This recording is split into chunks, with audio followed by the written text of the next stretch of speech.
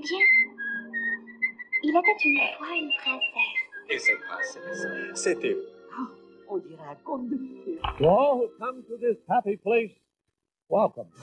Et voici le buffet de chaud. Et maintenant, je déclare Disney officiellement ouvert. Vers l'infini. Je suis ton père. That's his name. Henry Jones Jr. Like Indiana. C'est une armée. Nous, on a un Hulk. I only hope that we never lose sight of one thing.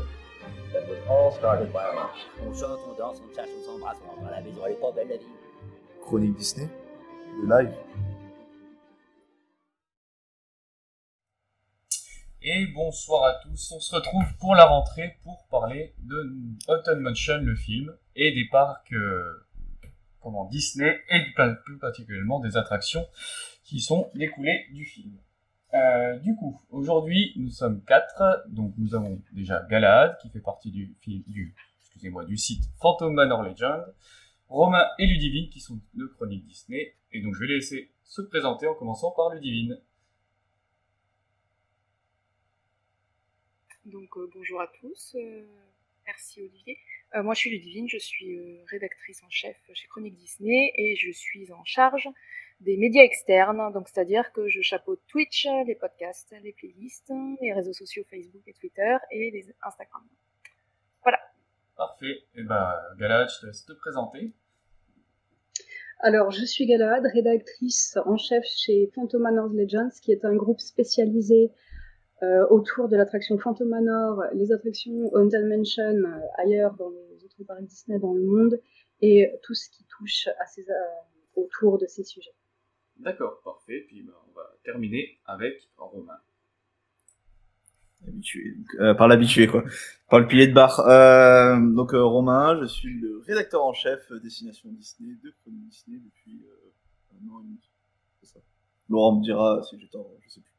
Voilà. Donc ouais, c'est ça. Et bien sûr, j'aime bien Haunted Mansion comme le montre ma chemise. Et voilà. Bon, je pense qu'on aime tous Haunted Mansion si on est présent ce soir.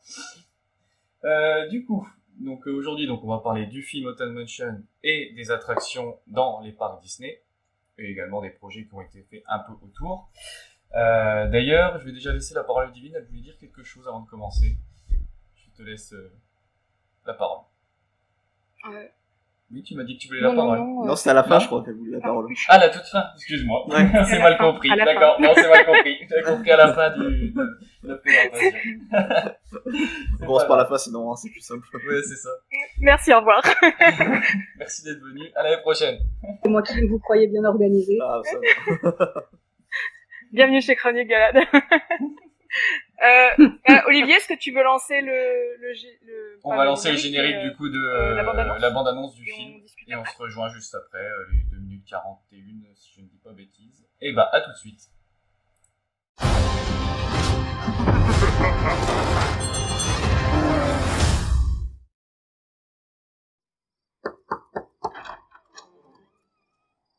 Attendez! Je dois vous prévenir avant que vous n'entriez dans le manoir. Ça pourrait changer le cours de votre vie tout entière. J'ai pas peur de quelques fantômes. Vous dites ça maintenant.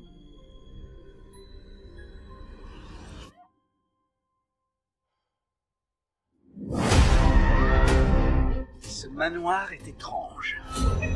Ces fantômes n'ont absolument pas l'intention de s'en aller. La mort rôde dans tous les coins de cette maison. Seigneur, fiche-nous la paix. Il y a tellement de gens ignobles dans le monde, c'est eux qu'il faut hanter. Amen. Moi, j'aime bien les surprises. Quelqu'un d'autre que moi voit ça? J'espère que toi aussi. On doit se battre, que ça nous plaise ou non. Sinon, on sera tous coincés ici pour l'éternité. Bon, il va falloir qu'on pose des limites.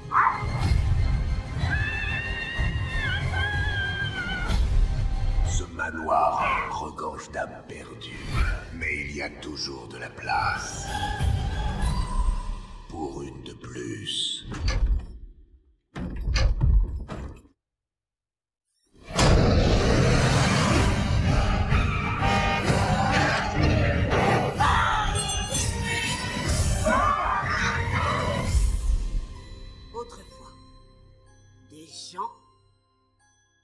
dîner ici. Je vous l'avais dit qu'elle était douée. Non, c'est une salle à manger.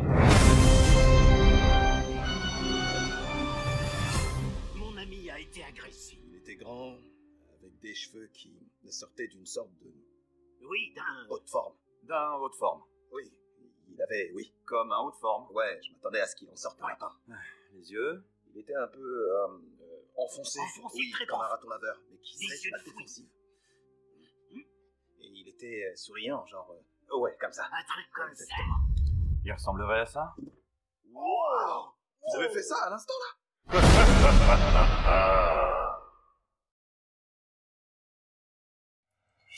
Et voilà donc pour la bande-annonce. Donc avant de commencer, je tiens à préciser qu'on va parler du film évidemment. Donc ceux qui ne l'auraient pas vu, il y a potentiellement des spoils qui pourraient être dits. Donc si jamais, soit vous restez parce que le spoil vous gêne pas, sinon vous regarderez la rediffusion quand vous aurez vu le film. Allez voir le film. Et allez voir le film et après regardez la rediffusion ou en podcast, etc. Donc là, on va commencer à présenter le film et parler un petit peu de sa genèse. Et je vais donner la parole à Ludivine pour commencer, pour nous lancer sur ce sujet. Ok, merci Olivier. Alors du coup, on va commencer par le résumé du film. Donc, si j'en crois, le site chroniquedisney.fr. Donc on suit Gabi, une mère célibataire, et son fils qui emménage dans un manoir qui se révèle aussi bien tenté. Aussi pour le désenvoûter et y couler des jours heureux, il constitue une équipe improbable formée d'un ancien enquêteur paranormal devenu entre-temps guide touristique, d'un prêtre, d'une médium et d'un professeur universitaire spécialisé en histoire. Et pour ce qui est du film, donc ce qu'il faut savoir, c'est que c'est la deuxième adaptation cinématographique de cette attraction de Disneyland Resort, enfin présente dans Disneyland Resort et dans d'autres parcs d'attractions Disney. Et c'est pas la première fois que les studios Disney s'inspirent d'une attraction. On notera en 1997 la sortie de La Tour de la Terreur, ou alors, autre nom en français, Les Fantômes d'Halloween, qui est un téléfilm diffusé sur ABC dans l'émission The Wonderful World of Disney, et qui s'inspirait de The Twilight Zone Tower of Terror, qui est présent à Disney's Hollywood Studio à Walt Disney World Resort.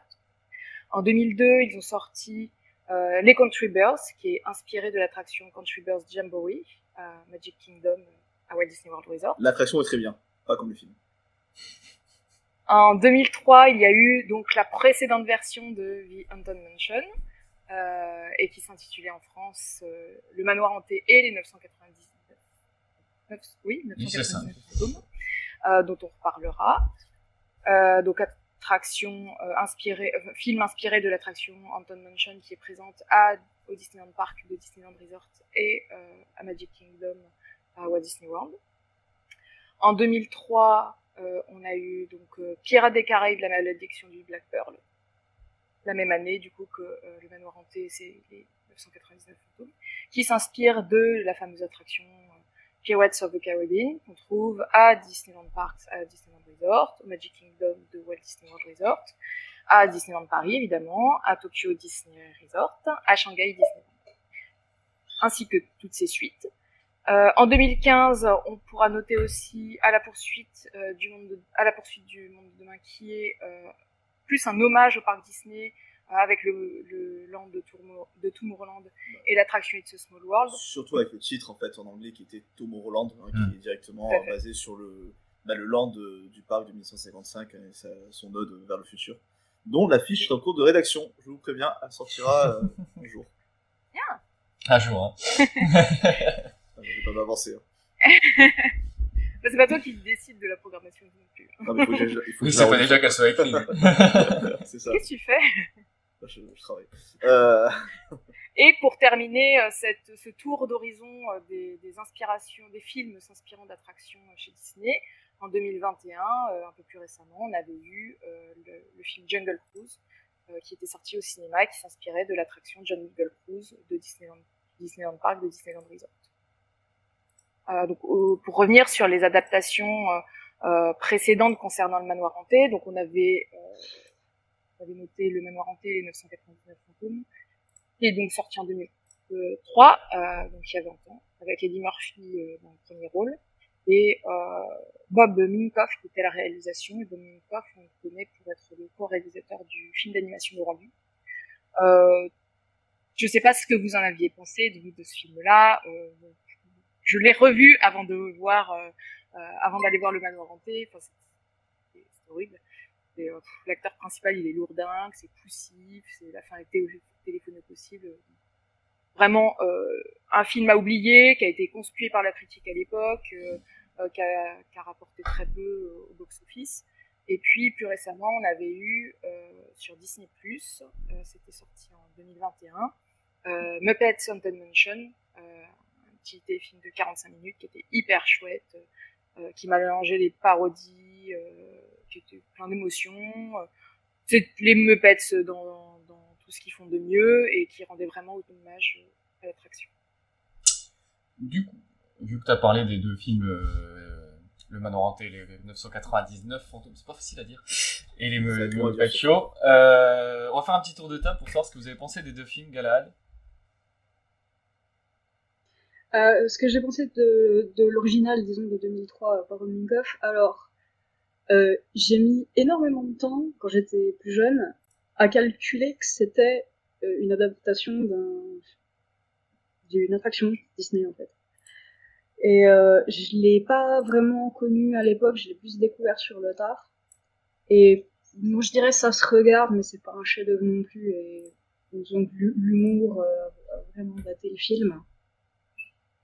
Mais il a une force quand même au niveau visuel. Il est très beau au niveau visuel. Les décors, les maquillages par Rick Baker étaient superbes. Mais je trouvais qu'il n'utilisait pas tant que ça la mythologie de l'attraction, alors qu'il y avait quand même une grosse richesse, un gros potentiel. C'est un peu le problème de l'attraction, c'est que sa mythologie il est un peu flou, on va sûrement en parler après.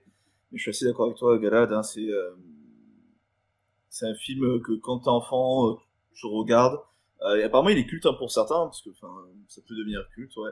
Pour certains, ouais, pour une niche, c'est devenu un classique d'Halloween. Moi, j'ai jamais accroché plus que ça à Eddie Murphy qui fait Eddie Murphy, donc à partir de là, ça devient un peu compliqué. Après, il y avait quelques bonnes idées, hein, les buts chantants, voilà, c'est une scène qui est assez drôle. L'histoire elle est plutôt bien amenée, t'as quelques moments clés, le pendu, quelques clins d'œil, parce que t'as quand même le nom de Gracie qui revient, ce genre de choses. Donc t'as quelques liens très ténus avec l'attraction. Mais ouais, c'est oubliable et oublié pour moi, en fait, on va dire ça comme ça. Après, on a parlé de la version Muppets qui est sortie il y a pas si longtemps que ça. Je l'ai regardé, je l'ai bien aimé, mais tu vois, par contre, depuis, je l'ai pas revu spécialement. Hein, je me rappelle pas tant que ça, en fait, de celui-là. Moi, j'en ai bien aimé, hein, mais pas dans les annales. ouais. Et pour la version de 2003, moi, je vais juste en parler 2 petites secondes. C'est que moi, en fait, quand je l'ai vu, les parcs Disney, je connaissais pas du tout. J'étais jamais allé en 2003, donc Haunted Mansion, Phantom Manor, je savais pas du tout ce que c'était. Donc moi, en fait, je l'ai pas vu du tout comme un film tiré d'une attraction. Et je pense que quand tu connais pas l'attraction, qui en plus je suis un grand fan d'Eddie Murphy, donc forcément ça aide pas. Mais moi, je l'avais vraiment bien aimé. Et c'est devenu pas un film culte, mais c'est un film que j'aime bien regarder une fois par an à peu près.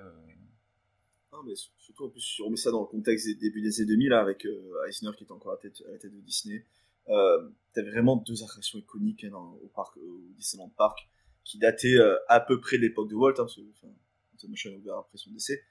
Ça restait Pirates des Caraïbes et Haunted Mansion. T'as Pirates des Caraïbes qui a fonctionné, mais de façon énorme, hein, mais qui a pas du tout le même, qui est plus sombre finalement que Haunted Mansion, bizarrement. D'un point de vue, là où Haunted Mansion, le Manoir hanté, les 1999 fantômes, parce que je vois plus du titre anglais, était plus dans la comédie finalement familiale basique, alors que qui se passe à notre époque avec les vieux téléphones à l'ancienne, etc. Tu sais, quand tu revois, ça fait un petit coup, hein. Alors que Pirates des Caraïbes, au contraire, non, t'étais vraiment plongé dans la mythologie de l'attraction, dans l'historie de l'attraction, ce qui n'était pas du tout le côté d'Haunted Mansion, parce que du Manoir hanté de la version de 2003, donc c'était une famille qui débarquait dans le Manoir hanté. Donc voilà, moi, je pense un peu pour ça aussi que ça n'a pas forcément très bien marché. Même si les décors, comme tu disais, Galad, les décors sont magnifiques, hein, et les costumes, maquillage aussi, rien à dire là-dessus. Hein. Disons, en fait, ce film a une identité visuelle parce que c'est, comment dire, le manoir n'est pas fidèle à celui de l'attraction, intérieur comme extérieur, mais il s'est fait sa propre identité à ce niveau-là. Et c'est vrai que si c'était pas une adaptation d'une attraction Disney qui est très connue, très appréciée, je me dis que c'est un film qui aurait totalement été oublié. Je pense que si aujourd'hui les gens s'en souviennent, c'est juste parce que c'est une adaptation d'une attraction très populaire. Mais tu vois, typiquement, ce reproche de c'est pas fidèle à 100% à l'attraction, on peut le faire aussi au film de 2023. Hein, parce que c'est pas oui, bien sûr. Mais moi, ça me dérange. On en parlera un peu plus oui, non, en mais, détail après. Mais moi, ça, oui. ça me gêne pas plus que ça, dans le sens où si ça racontait juste l'attraction, bah autant faire l'attraction. C'est ça. Puis on peut dire la même chose pour Pirates des Caraïbes, justement, c'est même pas un gage de qualité. Non, c'est vrai. Non mais c'est clair. Et du coup. Après, là, pour juste compléter par rapport à ce que tu disais sur. Non, vas-y. Je disais pour juste compléter par rapport à ce que Romain disait, moi il y a un truc pour avoir revu du coup le Manoir hanté et les 999 fantômes, un truc qui me gêne, c'est à la fin, c'est le fait que il y ait absolument plus de fantômes dans le manoir, qu'il ait complètement été vidé de sa substance. Et ça va pour moi à l'encontre en fait même de l'hommage à l'attraction. Ouais, les bus sont toujours là, par contre. Oui. Mais bon, est-ce que ça fait tout? Et du coup, on n'a juste pas parlé Galan n'a pas parlé du film avec les Muppets. Est-ce que t'as un petit mot à dire? Alors, je trouvais que Muppets Haunted Mansion, bon, c'est sympa à regarder et il utilise justement mieux la mythologie de l'attraction que le film de 2003. Ouais. Et ouais, il y a des moments où on a vraiment l'impression d'être dans l'attraction quand on regarde. Et ce que j'avais trouvé sympa dans Muppets Haunted Mansion, c'est les chansons. Il apportait vraiment un plus, selon moi. De toute façon, tous les films Muppets, elles sont très forts au niveau chansons. Moi, j'ai regardé il y a pas longtemps le Muppets Île au Trésor. Sur les chansons, elles sont géniales. Alors que c'est un vieux film, par contre, avec... il s'appelle Tim Curry. Ouais. Qui est sur Disney+, je vous le recommande. J'ai jamais vu, donc me le pour l'anecdote, la version française de Muppets Haunted Mansion, elle est franchement pas mal. Oui. Parce que la personne qui fait l'hôte est doublé en français par Bernard Allan, qui est une autre voix française dans Phantom Manor. D'accord. Ça, je savais pas. Parce que j'avoue que je regarde pas trop les films en VF. Après, moi, Bernard Allan, c'est surtout la voix de Clopin, mais ça, c'est un autre débat. C'est vrai. D'accord. Bon, bah, je pense qu'on a bien dépoussiéré ces deux films-là. Il y avait un projet également par Guillermo del Toro. Gala, tu veux nous en parler un petit peu? Bien sûr. Si vous voulez bien.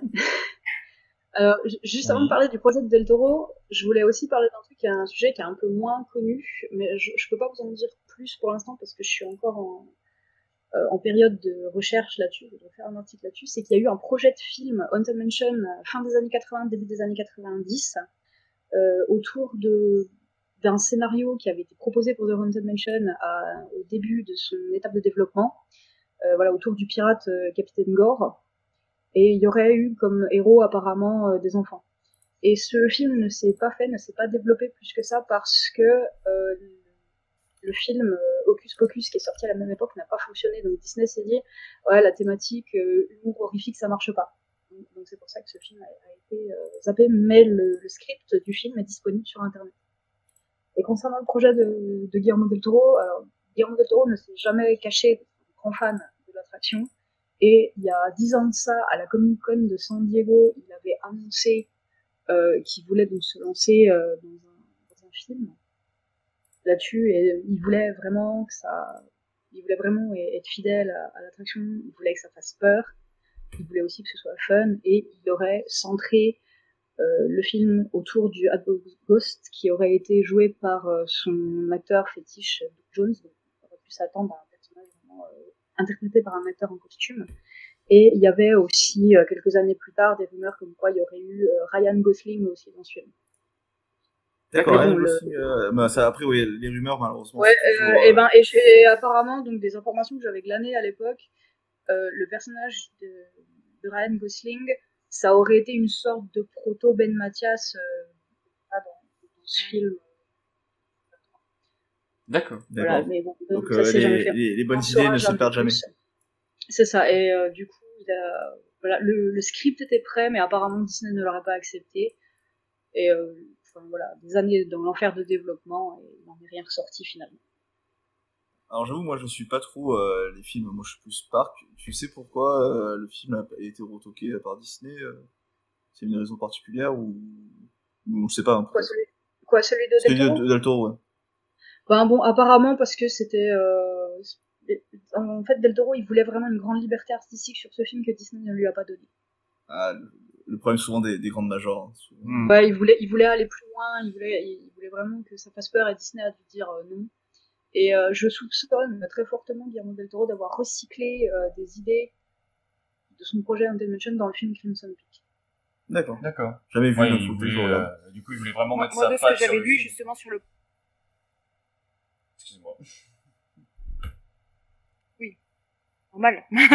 C'est normal en même temps. Non, mais moi, de ce que j'avais lu aussi sur le projet de Del Toro, c'est que sur le scénario qu'il avait proposé à Disney, ça impliquait qu'il y ait un accord parental pour les moins de 13 ans. Et ça c'était pas acceptable aussi chez Disney. Mais le projet était quand même pas mal avancé, parce qu'il y avait des Imagineers qui avaient rejoint le projet en tant que consultants créatifs sur le sujet. C'est possible. Et paradoxalement, ce film-là de 2023, il avait été annoncé comme étant PG-13 aussi. Ah bah, tant mieux enfin, je vois pas pourquoi il aurait été, mais après... Bah, il y avait des bandes annonces qui le disaient. Ah, c'était pour se couvrir plus qu'autre chose. Mais, sûrement. Après, comme on a dit, hein, du coup, t'as mais je me suis pas dit, voilà, à l'époque, ça, tu sortais ça dans les années 90, c'était tout public. Mais voilà, c'est vrai que, comme tu disais, hein, donc le scénario tourné vers le Hatbox Ghost, à chaque fois je me trompe, je fais toujours attention, bah finalement on le retrouve maintenant. Donc peut-être que là il faudrait plus raconter l'histoire du film. Hein. Ce personnage en fait est très iconique il est très bizarre ce personnage. En fait il a débarqué dans l'attraction en 55, on avait des images, hein, enfin voilà, que vous avez à l'écran normalement avec notamment Guy Gracie qui était le génie des effets spéciaux à l'époque. C'est lui qui est un peu à la base de Haunted Mansion là-dessus. Ce personnage en fait marchait très bien à WDI, enfin à WED à l'époque. Quand ils l'ont installé, ils ont dit non ça marche pas, du coup il est resté en fonctionnement une semaine, quelque chose comme ça. Donc il y a quelques photos qui traînent sur internet de l'effet d'origine, enfin pas comme on travaille ici. Et finalement ils ont décidé de carrément la retirer parce que l'effet ne marchait pas. Parce que l'idée c'était d'avoir la tête justement qui se déplace entre là où est la tête et la boîte à chapeau. Donc c'est vrai que c'était devenu quelque chose de mythique, hein, c'était le fantôme disparu, bizarrement. Mais finalement ça a totalement disparu des radars pendant des années, puisque c'est revenu il y a très très peu de temps. Ça a été annoncé à une D23 un peu de façon au hasard en 2015. Oui, merci.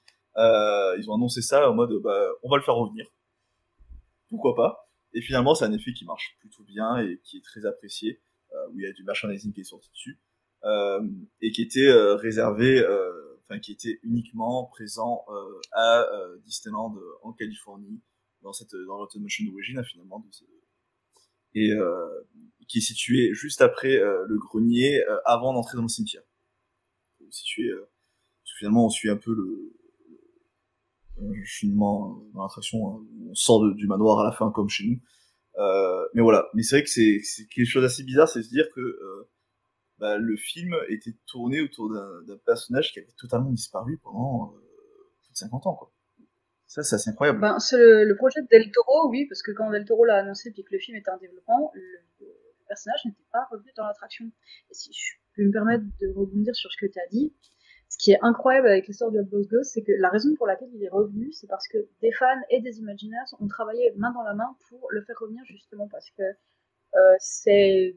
À l'époque, les seuls qui connaissaient son existence étaient ceux qui ont travaillé sur l'attraction à l'origine et ceux qui l'ont vu à l'ouverture. C'est ça. Et autant dire que entre le visiteur lambda et puis vraiment le fan qui faisait attention à tout et qui avait une bonne mémoire, ça faisait pas grand monde. Et ça a fini par devenir une légende urbaine. Puis avec la démocratisation d'Internet dans les années 2000, sur des forums style MyChat, qui est donc le forum anglophone des parcs Disney, un petit peu le DCP plutôt, le lycée Central Plaza. Oui, pardon, je voulais dire DCP, excusez-moi. Mais bon, mais bien plus ancien. Et il y a des gens qui ont commencé à en parler, et d'autres qui se sont dit, ah non, c'est une connerie, les gens, ça n'existe pas, jusqu'à ce qu'il y ait des photos d'époque qui soient sorties et qui courent aux rumeurs.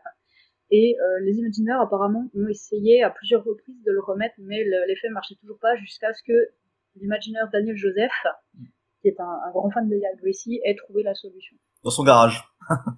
c'est vraiment, ouais, c'est assez incroyable. Voilà. Voilà, Daniel Joseph, d'accord, qui s'est occupé des illusions de la réhab de Phantom Manor. Voilà. Mais on n'a pas eu le personnage.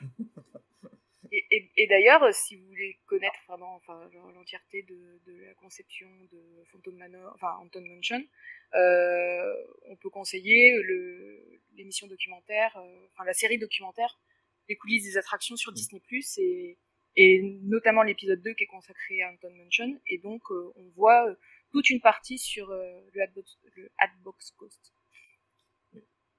C'est dur à dire. Ouais. Je suis d'accord. Hatbox Ghost. Après voilà, ce qu'il faut savoir aussi, c'est on va en revenir avec vraiment en racontant un peu la genèse d'attraction qui est quelque part plus intéressante que le film malheureusement. C'est que l'attraction n'a pas vraiment d'histoire. Voilà, il y a pas de storyline comme chez nous Phantom Manor qui est hyper impliqué dans Frontierland en plus. Là-bas en fait aux US ou à Tokyo, hein, même si j'ai pas fait la version de Tokyo, il faut savoir que on a un Ghost Host qui nous accueille, donc on s'appelle un majordome fantomatique qui nous accueille, vous rentrez dans le manoir, etc. Il y a plein de fantômes. On a une séance de spiritisme, Madame Léota, ça vous connaissez parce qu'on a Phantom Manor, et hop, les fantômes se matérialisent et c'est parti, il y a des fantômes un peu partout, ça n'a pas vraiment de sens, il n'y a pas vraiment d'histoire, il n'y a pas vraiment de logique. Il y a quelques fantômes qui sont un peu nommés, dont celui-ci, ou par exemple, comment s'appelle, Constance, qui est la mariée locale. Mais en fait, voilà, ce qu'il faut savoir, c'est qu'il n'y a vraiment pas d'histoire. Et là, du coup, quand on fait un film, il faut une histoire. C'est un peu ce qu'a essayé de faire le film de 2003. Et c'est ce que fait très bien le film de 2023, c'est qu'il faut raconter une histoire. Et donc, dans cette histoire, attention, je vais spoiler. C'est que, justement, j'allais dire Rolly Crump, mais pas du tout. Pardon, le nom m'échappe, je suis désolé. Je suis en train de regarder. Alistair Crump, qui est le fantôme du carton à chapeau en français, et le grand méchant de l'histoire, et essaye de réunir 1000 âmes dans ce manoir pour, je ne rappelle même plus exactement pourquoi, pour se libérer, pour avoir le pouvoir, pour avoir un truc très lambda, hein, sans forcément d'intérêt, mais c'est ça l'histoire, et il faut que la millième âme soit consentante. C'est ça, finalement. Oui. Et c'est autour de ça que tourne le film, donc avec justement une famille qui s'installe, qui a son drame familial, le héros principal qui va essayer de les sauver, etc. Mais voilà, il faut savoir, l'attraction n'a pas d'histoire. Le film essaie d'en apporter une, ça c'est super, moi je trouve. Je sais pas ce que vous en pensez. Je vais juste finir dans le sens, avec juste une dernière phrase, c'est que moi j'ai adoré, c'est que le film commence à l'envers par rapport à l'attraction. Je sais pas si vous avez remarqué. C'est qu'en fait ils disent venez dans le manoir, si vous y croyez pas c'est pas grave. Et en fait c'est la fameuse line d'attraction, ils vont vous suivre, they will be following you home, hein, voilà, des fantômes, des Hitchhiking Ghosts qui sont normalement situés à la fin. Donc c'est 3 fantômes autostoppeurs qui vous suivent en fait quand vous sortez de l'attraction. Et en fait le film commence comme ça. Moi j'ai vraiment aimé, c'est que le héros principal, donc Ben Mathias, parce que je regarde l'affiche, hein, je triche, hein, parce que les noms c'est pas ça. Rentre dans le manoir en disant moi j'y crois pas, et en fait t'as un fantôme qui va le suivre, et du coup il est obligé de revenir au manoir pour briser la malédiction. Et vraiment j'ai trouvé ça génial, et du coup tout le film en fait est déconstruit par rapport au parcours qu'on fait dans l'attraction. Et ça je trouve ça vraiment super. Voilà. J'ai beaucoup parlé, je suis désolé. Non, mais je voudrais juste revenir sur un moment, Romain, tu as parlé de WED et WDI. Est-ce que tu pourrais expliquer un peu ce que c'est? Il y a des personnes peut-être dans le chat. Alors WED, c'est l'ancien initial de Walt Disney Imagineering, donc WDI, qui est une société qui a été créée par Walt Disney tout simplement pour travailler sur les parcs, parce que au départ, il faut pas oublier que c'est que Walt Disney c'était des studios de cinéma qui faisaient des dessins animés et des films. Donc en fait, il est allé récupérer certains de ces animateurs un peu fétiches et de talents extérieurs aussi, et a fondé WED, qui suit ses initiales, hein, Walter Disney d'ailleurs, pour concevoir son parc à thème qui voulait totalement différent et qui est ouvert en 1955 en Californie. C'était juste pour que les gens qui ne savent pas comprennent bien. Bien sûr. C'est pour ça que l'attraction a un côté très cinématique. Aussi. Tout à fait. Mais de toute façon, tout Disneyland a un côté très cinématique parce que c'est des gens justement qui viennent du cinéma. C'est ça. Du coup, Ou de l'animation. On va parler un petit peu du film quand même, même si Romain avait commencé un petit peu. Donc on a expliqué, il a raconté l'histoire du film. On va faire un petit tour de table pour savoir ce que vous en avez pensé. Donc je redis, hein, par contre là on va parler du film. Donc il y a potentiellement des spoils. Donc si jamais vous l'avez pas vu, je vous invite à aller le voir et puis de regarder la suite de cet épisode en podcast ou en rediffusion sur YouTube et Twitch. Et ben on va commencer par Galate. Qu'est-ce que tu as pensé de ce film, ton avis général? Alors, c'est pas un chef-d'œuvre, mais c'est pas une bouse non plus. C'est-à-dire qu'il est quand même assez plaisant à regarder et tu sens que c'est un film qui est fait par un fan pour les fans. Parce qu'il y a tellement de références à l'attraction, il est bourré de références à l'attraction. C'est presque un jeu de retrouver toutes les références, qu'elles soient visuelles, dans les dialogues, dans les situations. Et c'est un film qui est vraiment extrêmement généreux à ce niveau-là. Encore une fois, visuellement, il est très beau. Et on sent que c'est des vrais décors, on sent que les fantômes aussi, c'est des acteurs en costume et maquillage. Ce qui était d'ailleurs plaisant à ce niveau-là. Ce que j'ai apprécié dans ce film, c'est que, pareil, au début, il traîne pas trop, et pour un film de maison hantée, il prend pas ses personnages pour des idiots, et il prend pas le public pour des idiots, parce que tout de suite, à peine la famille elle arrive, tout de suite il y a des manifestations surnaturelles, et tout de suite ils y croient. Parce que là, quand il y avait la scène avec le petit garçon qui tombe sur un fantôme tout de suite en arrivant, et puis qui va chercher sa mère en disant la maison est hantée, et la mère elle est dans le déni 2 secondes, et après elle voit son premier fantôme aussi, puis elle est ouais ok d'accord on se barre. Après il y en a 299, il y en a beaucoup. Voilà, c'est ça, et il se serait barré s'il pouvait. Là cette fois-ci le film a trouvé une excuse pour permettre au personnage de rester dans le manoir. Justement They Will Be Following You Home, hein, qui est lié au Hitchhiking Ghost à la sortie de l'attraction. C'est ça, donc ils peuvent pas sortir sous peine de se faire hanter à l'extérieur. Et je sais que c'est une situation qui pourrait paraître un peu claquée, mais quand on connaît l'attraction, on se dit ouais ok c'est raccord avec l'attraction. Non mais c'est là où est passé le visiteur en sortant de l'attraction quelque part. Donc, moi je trouvais ça vraiment l'idée géniale, parce que justement il s'afforce au personnage de revenir. Alors, la famille, après, la famille avait aussi le problème, c'est qu'elle avait acheté une grosse baraque et que financièrement, je pense qu'elle ne peut pas forcément se permettre de partir.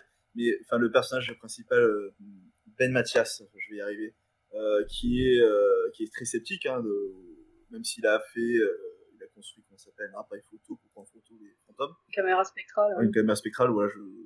Lui au départ en fait il est vraiment en mode foutage de gueule, j'y crois pas, je fais semblant de prendre des photos car j'ai oublié ma batterie.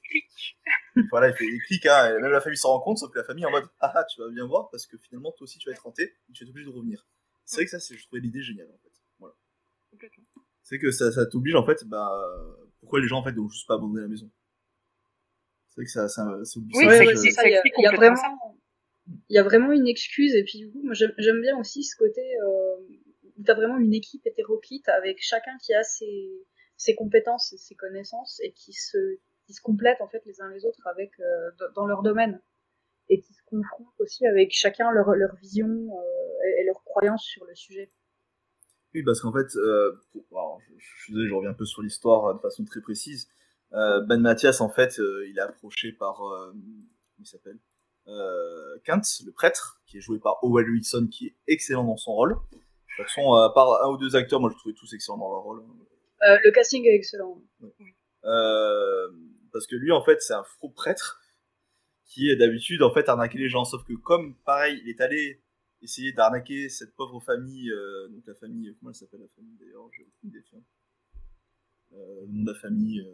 La mère s'appelle Gabi, mais alors je me souviens pas du tout. Je sais pas si c'est dit en fait. Bref. Quand il est allé les arnaquer, finalement il est rentré dans la maison, donc il a été aussi hanté.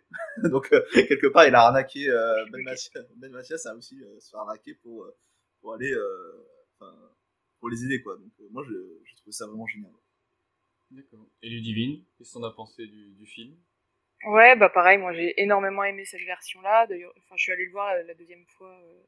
Je suis allée la voir une première fois.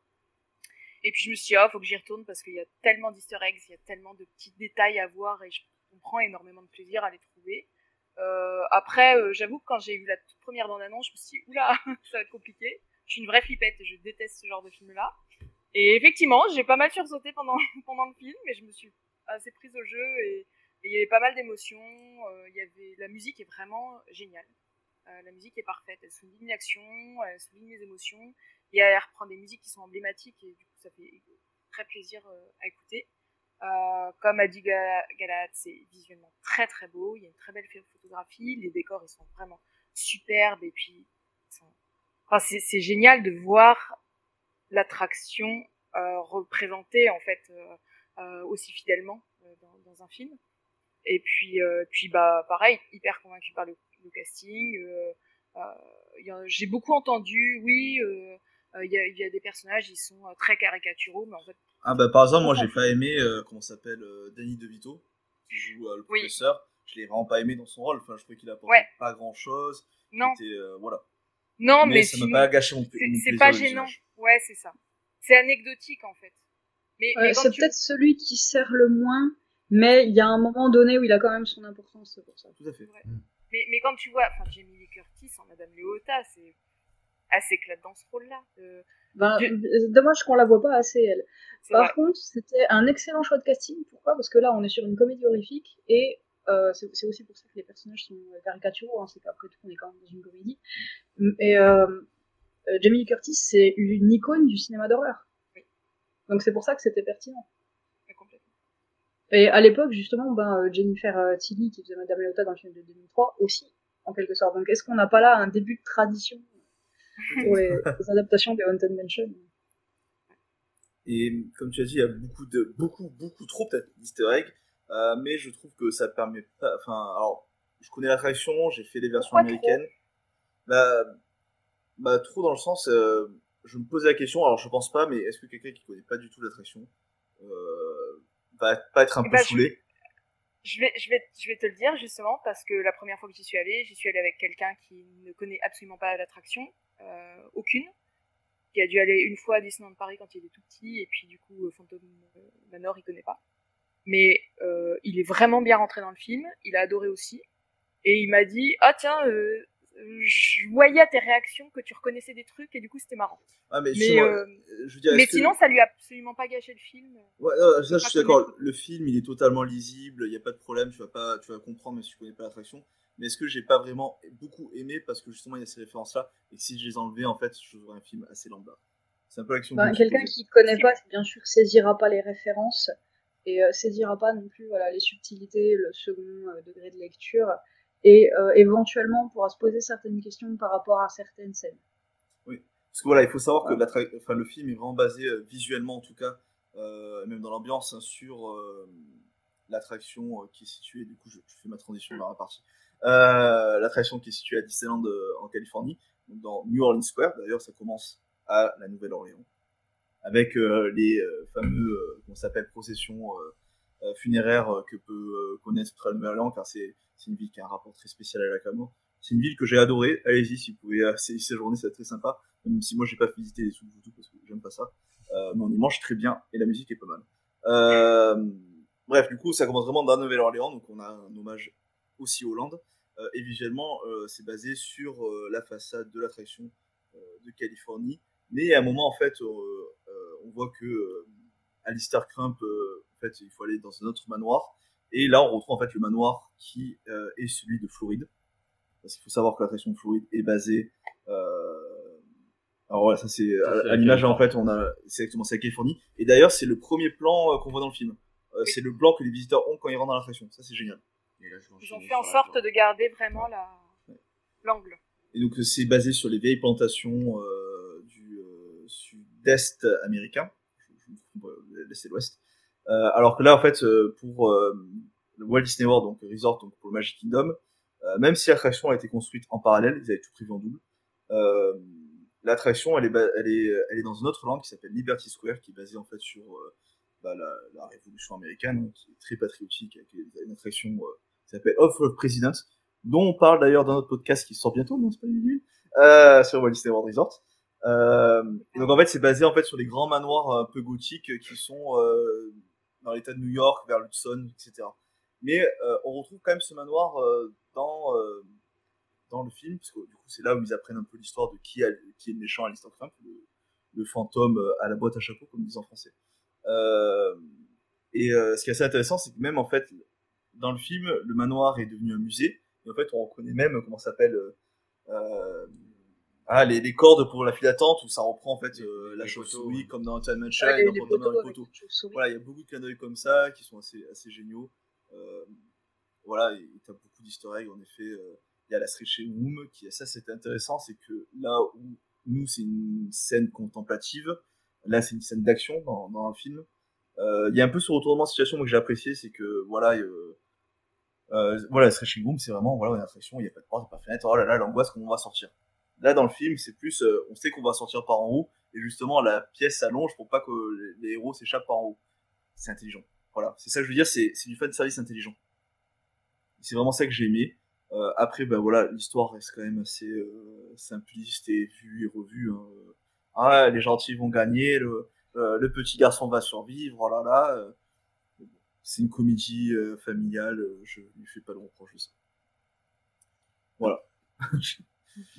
Pardon, voilà, c'était un peu mon avis sur le film, globalement. Juste pour rebondir ce que tu dis au sujet de la stretching room et à ce que je disais tout à l'heure, je pense que justement quand t'as pas la référence de l'attraction, c'est une scène qui peut vraiment paraître claquée pour certaines personnes, parce qu'ils se disent pourquoi il y a un alligator, tu vois.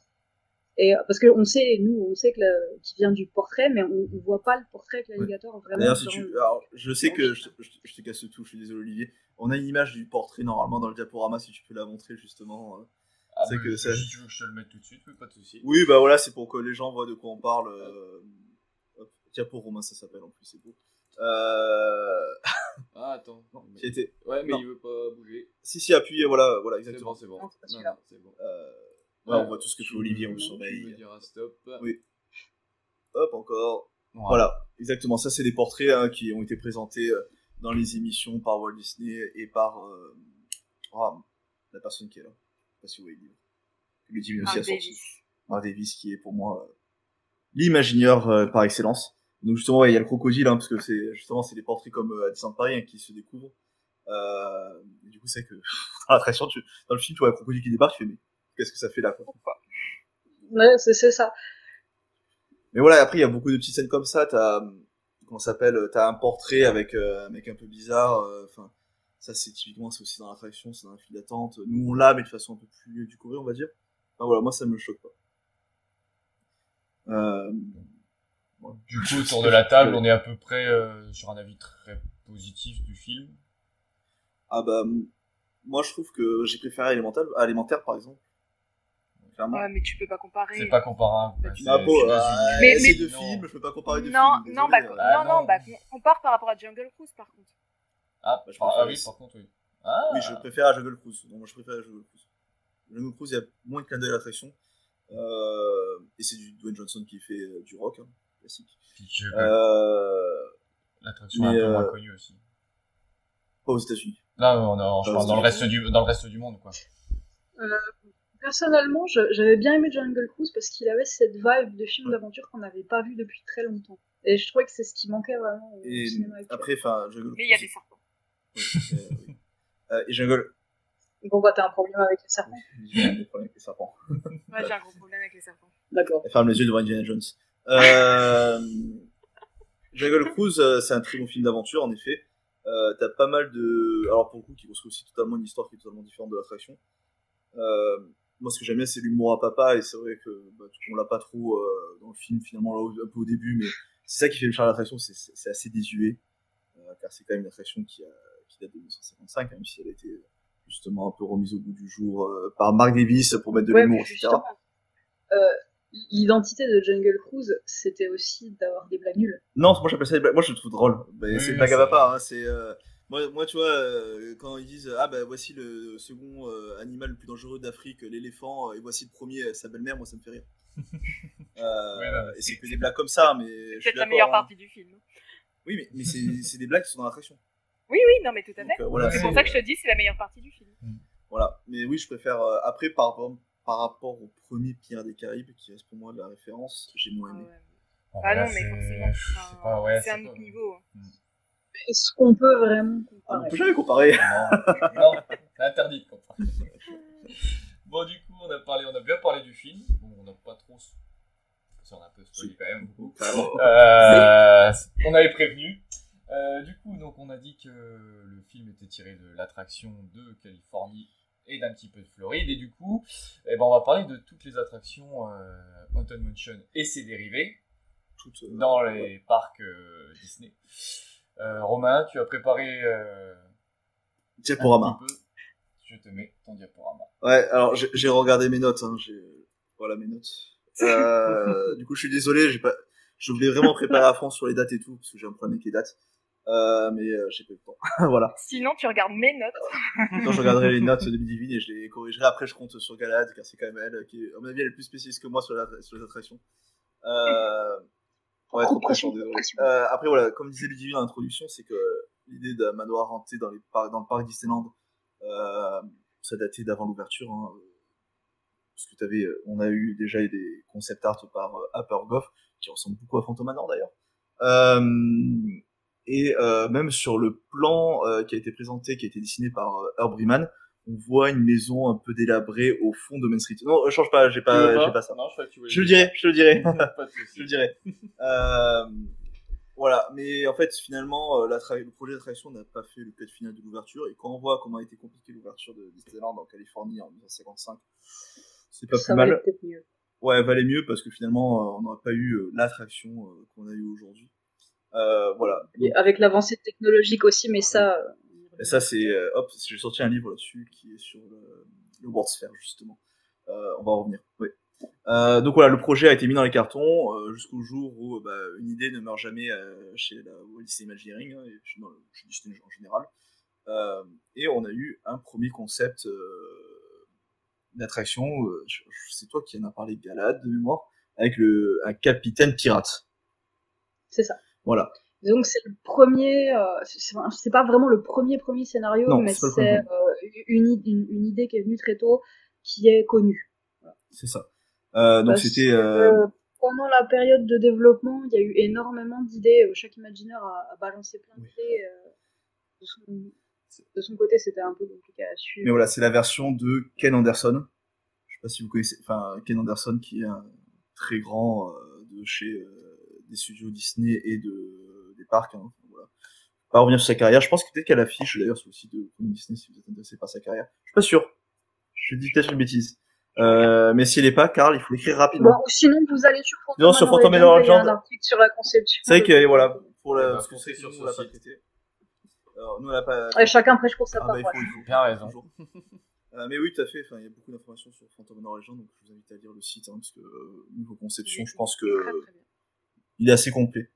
Donc, cette version de Ken Anderson, donc l'idée, c'était qu'on visitait le manoir de ce capitaine, pirate, que sa femme n'était pas forcément au courant. Voilà, sa femme allait mourir de sa main.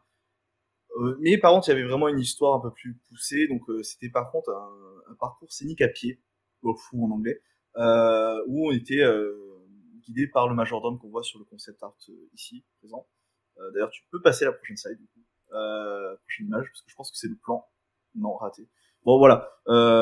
C'est pas grave. Et donc il y avait déjà des scènes, en fait, ça c'était une scène qu'on pouvait retrouver déjà dans les premiers concept art de Ken Anderson, tu sais, qui est 5 Ouais, la scène du pendu était prévue depuis cette version-là. C'est ça, et donc voilà, là c'est un plan, alors c'est un des premiers plans, parce qu'il y en a eu plusieurs, de plans du parcours scénique à pied, de l'attraction, voilà.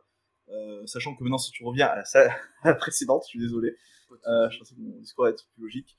Non, celle-là du coup... Celle dans la face. Ouais, la façade. Donc voilà, ça c'est la façade finalement qu'on a en Californie, et c'est la façade qui a été dessinée par Ken Anderson. Parce que ça s'inscrivait déjà dans New Orleans Square, et finalement, la storyline de l'attraction, New Orleans Square, finalement c'était le nouveau land qui a été construit en lieu et place de Holiday Land, qui était un lieu de pique-nique, qui était même pas dans le main gate, enfin c'est un peu un truc oubliable et pas à faire, mais on pouvait y boire de la bière, pas comme dans le parc, c'est intéressant. Donc ça a été construit sur cette place-là, et donc l'idée c'est de faire New Orleans. Qu'est-ce qu'il y a à New Orleans? Il y a des histoires de pirates, de fantômes. Ah ben on va faire un musée de cire avec les pirates, on va faire une maison hantée, On va quand même essayer de faire une histoire, on va rester un peu cohérent, on va mettre un pirate dans Haunted Mansion. C'est vrai qu'au final ça a disparu, ça, quelque part. Mais voilà, comme aucune idée ne meurt vraiment à WDI, finalement on a récupéré des scènes pendues, etc. Et la façade qui caractérise maintenant l'attraction. Maintenant tu peux passer 2 slides. Tu m'interromps Galadin, n'hésite pas si je dis des bêtises. Ok. Parce que je vais sûrement en dire d'ailleurs. Donc ce qu'il faut savoir c'est que ils ont construit la façade en 62-63, mais c'est une coquille vide, d'accord. Et même New Orleans Square n'était pas encore construit, puisque New Orleans Square ouvre en 66. Merci. J'ai pas tes notes sous les yeux, tu vois, je fais tout de mémoire. Je te fais confiance, voilà. Sachant que Pierre des Caraïbes n'ouvre qu'en 67. Mais bon, finalement, voilà, même s'il y a eu moins d'activité chez WDI sur les parcs, puisqu'ils travaillaient sur le World's Fair de New York de 64.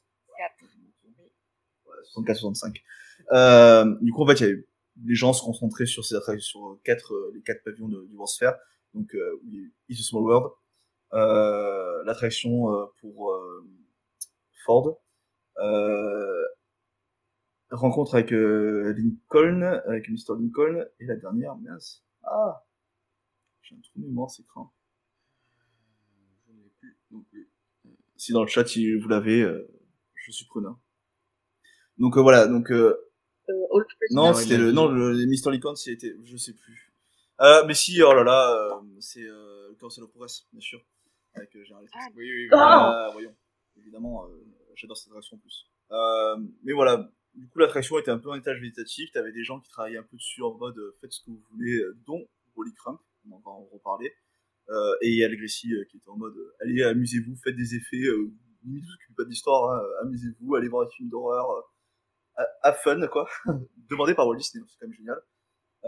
Et après, en fait, ce qui s'est passé, et c'est là où t'as vraiment eu les étoiles les planètes qui sont alignées, c'est qu'ils ont appelé sur le projet 2 imaginaires encore de génie, Claude Coats et Mark Davis. Claude Coats est un génie de la mise en scène et des décors. Là, en fait, on a le décor quand on embarque dans les zombies, c'est du Claude Coats. Tous les décors en arrière-plan de Pirates des Caraïbes, c'est du Claude Coats. Pour 3 quarts d'attraction. Ouais, Claude Coats, ça fait beaucoup d'arrière-plan dans les films. Ah oui, mais il faisait dans les films, Disney l'a récupéré pour travailler dans les parcs. Voilà. Et la force de Mark Davis, c'était plutôt au niveau des personnages. Tout à fait. Et là où en fait il y a eu un peu un clash entre les deux, c'est que, comme on le voit sur le dessin, Claude Coats était beaucoup plus sombre, était plus dans la maison hantée classique, hein, qui devait un peu inquiéter, faire peur, alors que Mark Davis, passe à la slide suivante, s'il te plaît. J'ai l'impression d'être en présentation. Justement, c'est les personnages. Donc là, c'est une scène du cimetière avec des personnages qui sont très marrants, qu'on trouve aussi dans Pirates des Caraïbes. Hein. Enfin, c'est vraiment ça. Et en fait, il y a une vraie dichotomie en fait entre les deux bonhommes. Et finalement, ça c'est dit dans toutes les émissions maintenant Disney, c'est dit sur l'excellent site Phantom Manor Legend, c'est qu'il fallait choisir entre les deux. Et là où Disney finalement, enfin pas Walt Disney parce que malheureusement, voilà. Là où la compagnie a été intelligente, c'est qu'ils ont dit, faisons les deux. Voilà. Et donc, et d'ailleurs, on le retrouve un peu aussi dans Phantom Manor. Donc ça, c'est assez super, hein, c'est que on a vraiment une première toute ambiance jusqu'à la séance de spiritisme qui est assez angoissante. Voilà. C'est le cas aussi aux États-Unis comme en France. Et après, une fois que les fantômes apparaissent, là, c'est beaucoup plus léger, plus marrant, etc. Slide suivante, s'il te plaît. Mais puis t'as pas parlé de Xavier Tencho. Oui, et t'as qu'on surnomme X, qui a continué à écrire les dialogues, d'ailleurs, parce que c'est lui qui a écrit les dialogues pour Pirates des Caraïbes, qui s'en est très bien sorti, que ça a été très compliqué pour lui, parce que écrire un dialogue, par contre, là où ils ont un background sur les films, dans le sens visuel, etc., écrire des dialogues pour l'attraction, c'est pas pareil, hein. Walt Disney, alors c'est dans... J'invente rien, c'est dans il était une fois les Imagineers, ils en parlent. C'est que c'est une cocktail party, donc un peu une fête où on va entendre des bruits de conversation. Et ce qui est intéressant, c'est que on va en entendre un peu partout dans Pirates des Caraïbes.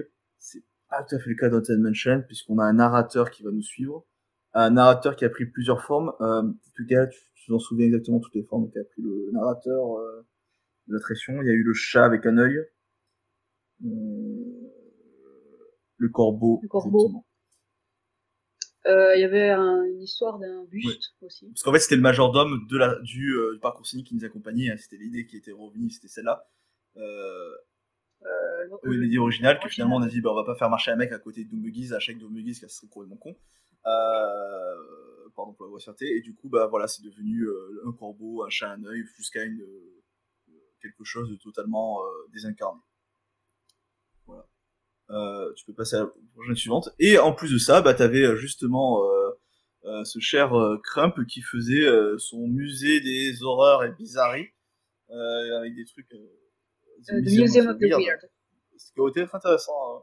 Littéralement le musée du bizarre. Ouais, c'est vrai que c'est assez spécial. Où en fait ils s'amusaient, où avec El Gressi ils ont fait tous les effets, notamment le Pepper Ghost, hein, comment sont faits les fantômes dans Phantom Manor et dans Haunted Mansion.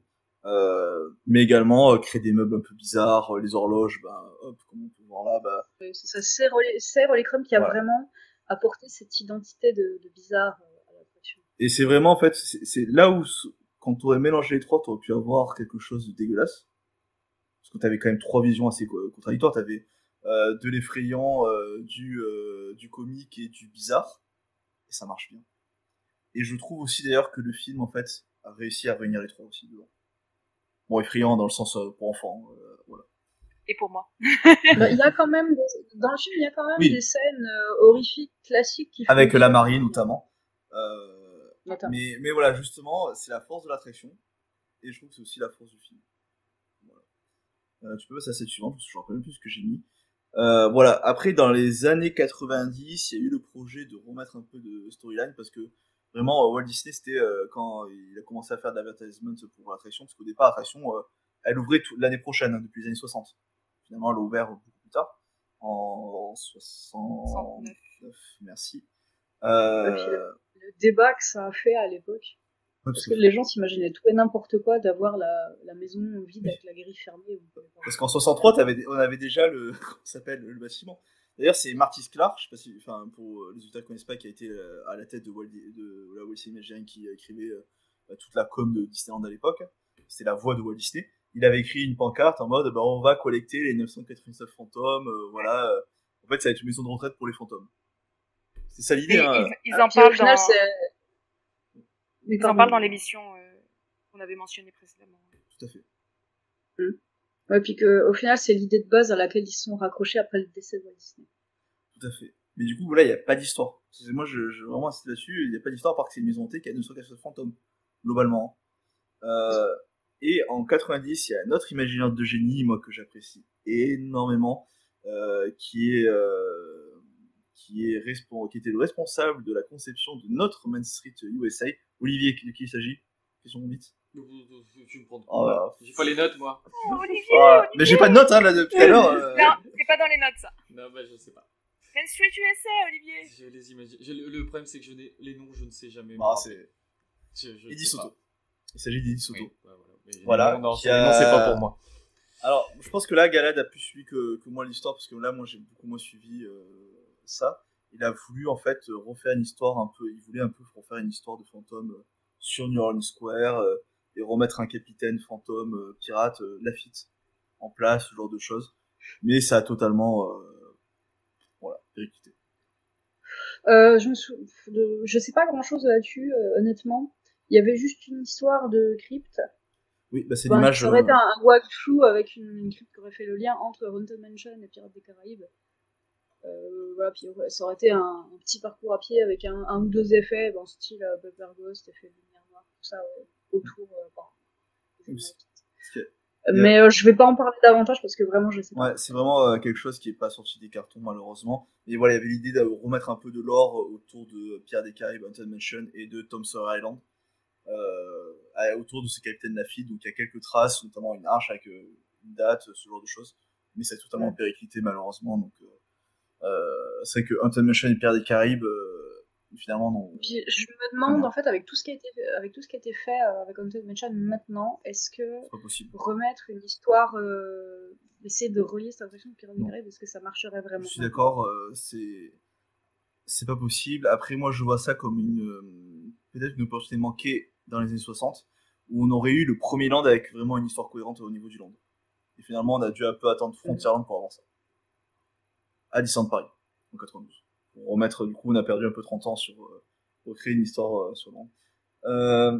Et puis aujourd'hui, c'est Pirates des Caraïbes et Haunted Mansion, c'est deux attractions qui ont, même si elles se ressemblent, qu'elles ont les mêmes imaginaires, elles ont chacune leur identité, tu vois, qui leur est propre. Je pense que d'essayer de mixer les deux aujourd'hui. Non, mais c'est tellement iconique maintenant que de toute façon, dès que tu y touches, ça s'écrit au scandale.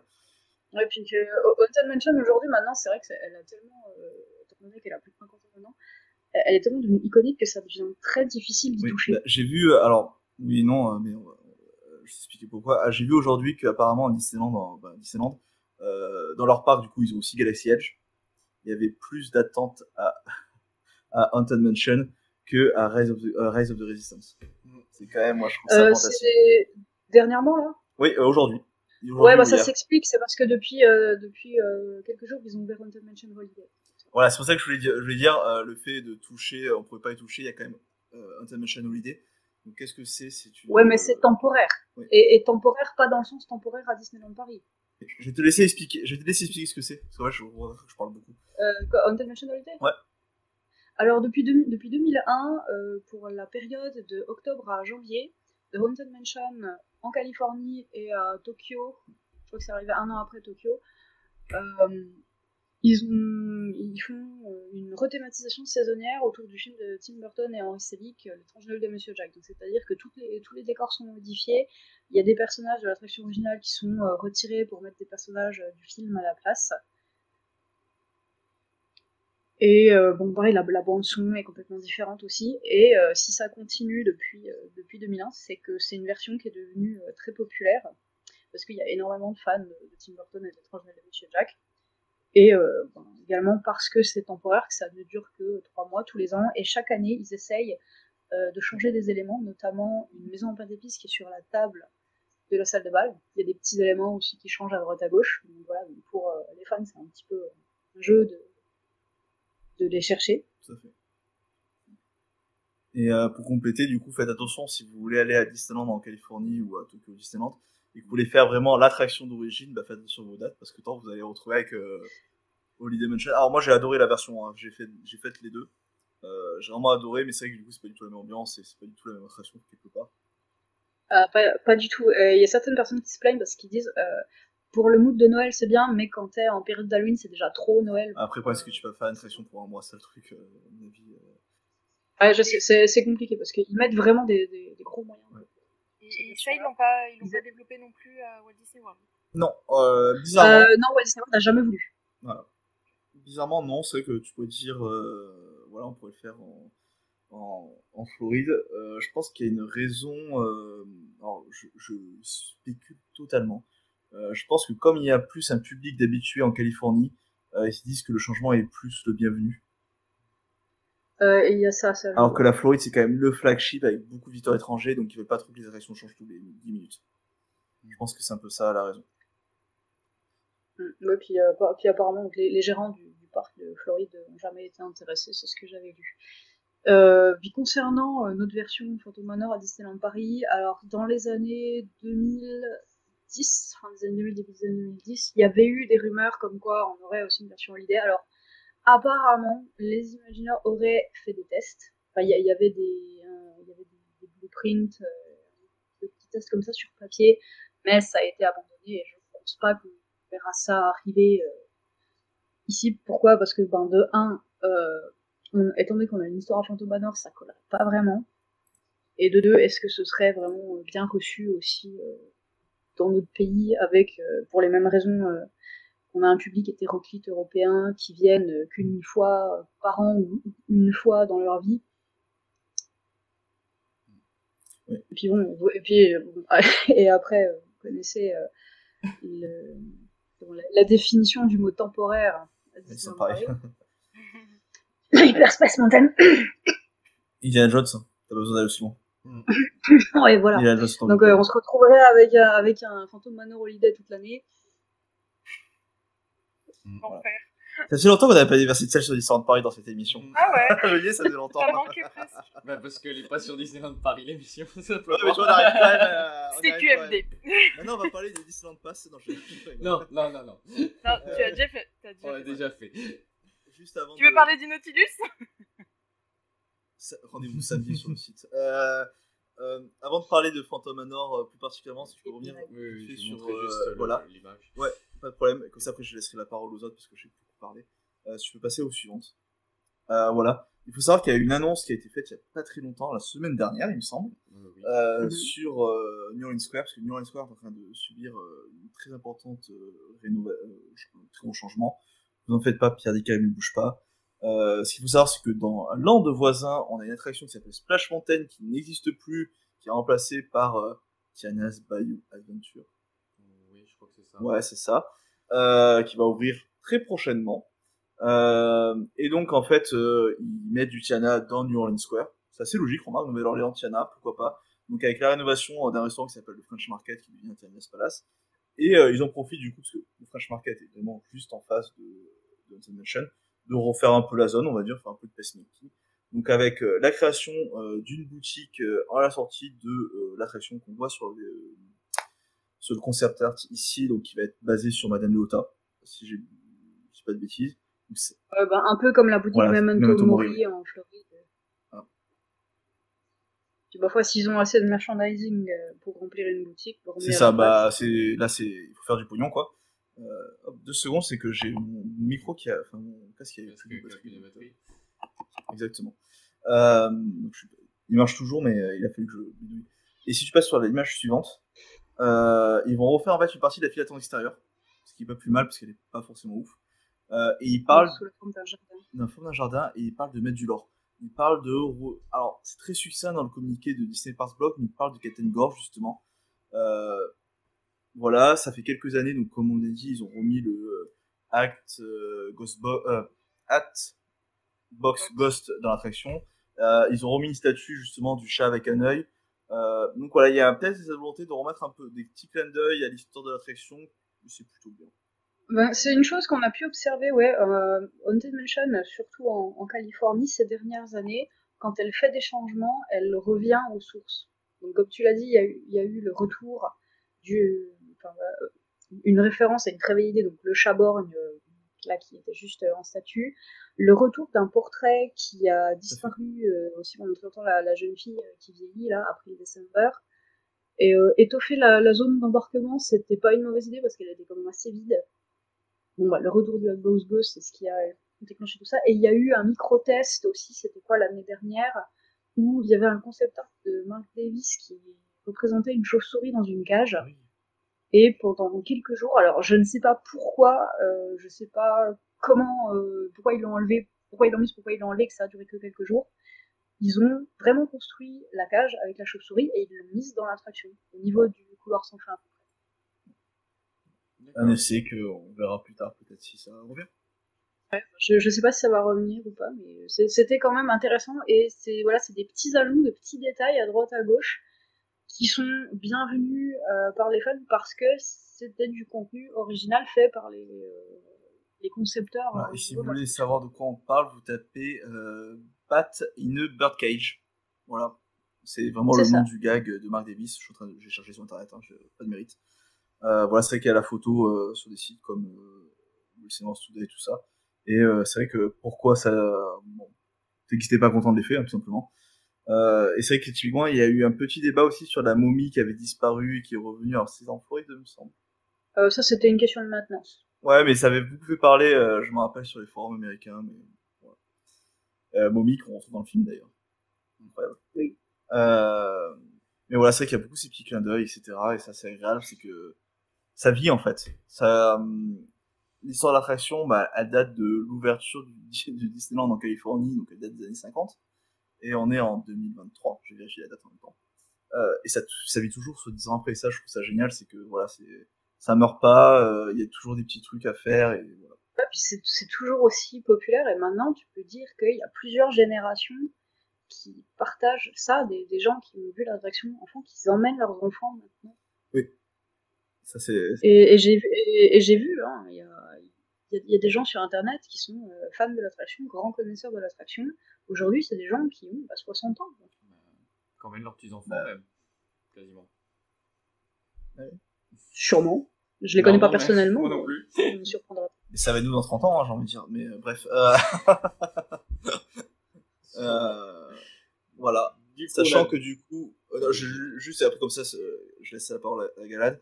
L'attraction en Floride, vu que Disney World a ouvert en 71, ils ont fait en fait un copier-coller, sauf pour l'extérieur de l'attraction. Ils ont tout construit, tous les effets en double, etc. Il y a pas très peu de changements. Il y a des détails, genre la stretching room qui descend pas, parce que là, on n'a pas besoin de passer sous le train. Ouais, parce que le terrain n'est pas le même. C'est ça, mais c'est le détail. En Floride, il y a des scènes supplémentaires. C'est vrai qu'il y a quelques scènes supplémentaires, mais moi, je trouve que c'est vraiment anecdotique par rapport au reste de l'attraction. À part la façade. La bibliothèque, par exemple. Oui.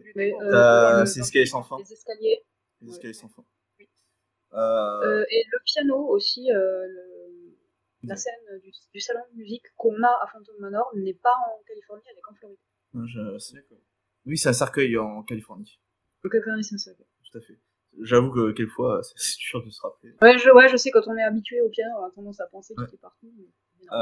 Et du coup, il y a une copie de l'attraction également à Fantasyland, à Tokyo Disneyland. Pas d'intérêt d'en parler. Qui est un clone de Walt Disney World Resort. Ouais, c'est ça, elle est très fidèle à celle de Walt Disney World. Par contre, c'est l'attraction qui a connu le moins d'évolution. C'est-à-dire que là-bas, ils ont encore beaucoup d'effets d'époque, et la scène du grenier, par exemple, elle n'a pas changé depuis des années. C'est-à-dire qu'ils ont encore leur ancienne mariée avec le cœur qui bat, et ils n'ont pas Constance Hatchaway. Sauf que dernièrement, ils ont lancé un jeu à Tokyo qui s'appelle Stories Beyond, c'est un jeu sur téléphone. Et apparemment, donc, ils ont pour ce jeu-là inventé quelques backstories à certains personnages, et ils ont appelé la mariée Constance pour ce jeu. Donc, du coup, est-ce que l'ancienne mariée de Tokyo, ça va devenir maintenant officiellement Constance, même avec l'apparence de l'ancienne? Voilà, c'est pas. Parce que la mariée, en fait, pour faire l'histoire, c'est une veuve noire dans les versions américaines et dans la version Tokyo aussi. Sachant que l'effet, moi, je le trouve dégueulasse en Californie.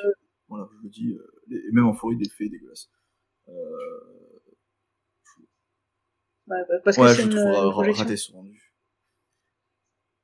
La scène du grenier, c'est une scène qui a beaucoup changé au début, à l'ouverture. Il y avait la mariée et le Hatbox Ghost, donc, qui étaient pensés pour être ensemble dans la scène. Et la mariée avait une apparence un petit peu cadavérique, comme l'était le Hatbox Ghost. C'est pour ça qu'il était horrible, pensant que c'était à l'époque un couple.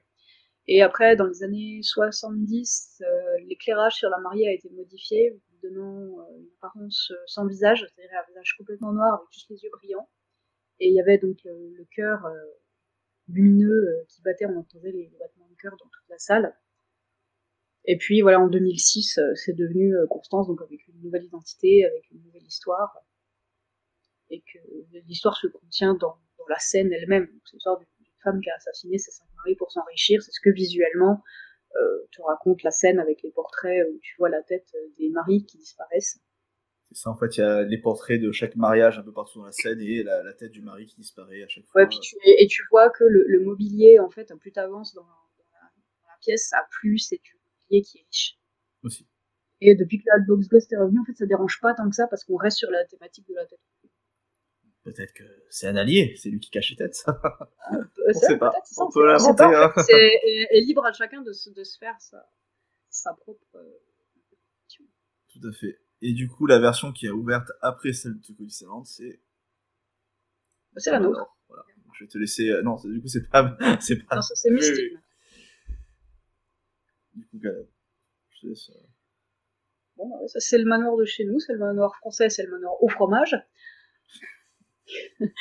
donc voilà, où on a un gros test déjà au niveau visuel. Ici, on est en Europe, et avec il était prévu qu'on adapte cette attraction pour le public européen, qui est un public hétéroclite, qui parle pas tous la même langue.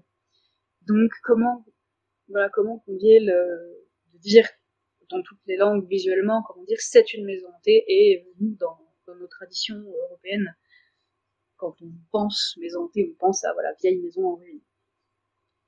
Et ils ont eu l'idée de la mettre à Frontierland parce que ici, Disney Paris, on n'a pas New Orleans Square, on n'a pas Liberty Square. Fantasyland, ça allait peut-être pas. Donc c'est un imaginaire du nom de Jeff Burke qui a été donc en charge du Frontierland pour Disneyland Paris, a eu l'idée de la mettre ici et de l'intégrer à l'histoire du land en faisant la maison du propriétaire de la mine de Big Thunder Mountain, donc liant l'attraction du manoir hanté avec l'attraction du train de la mine.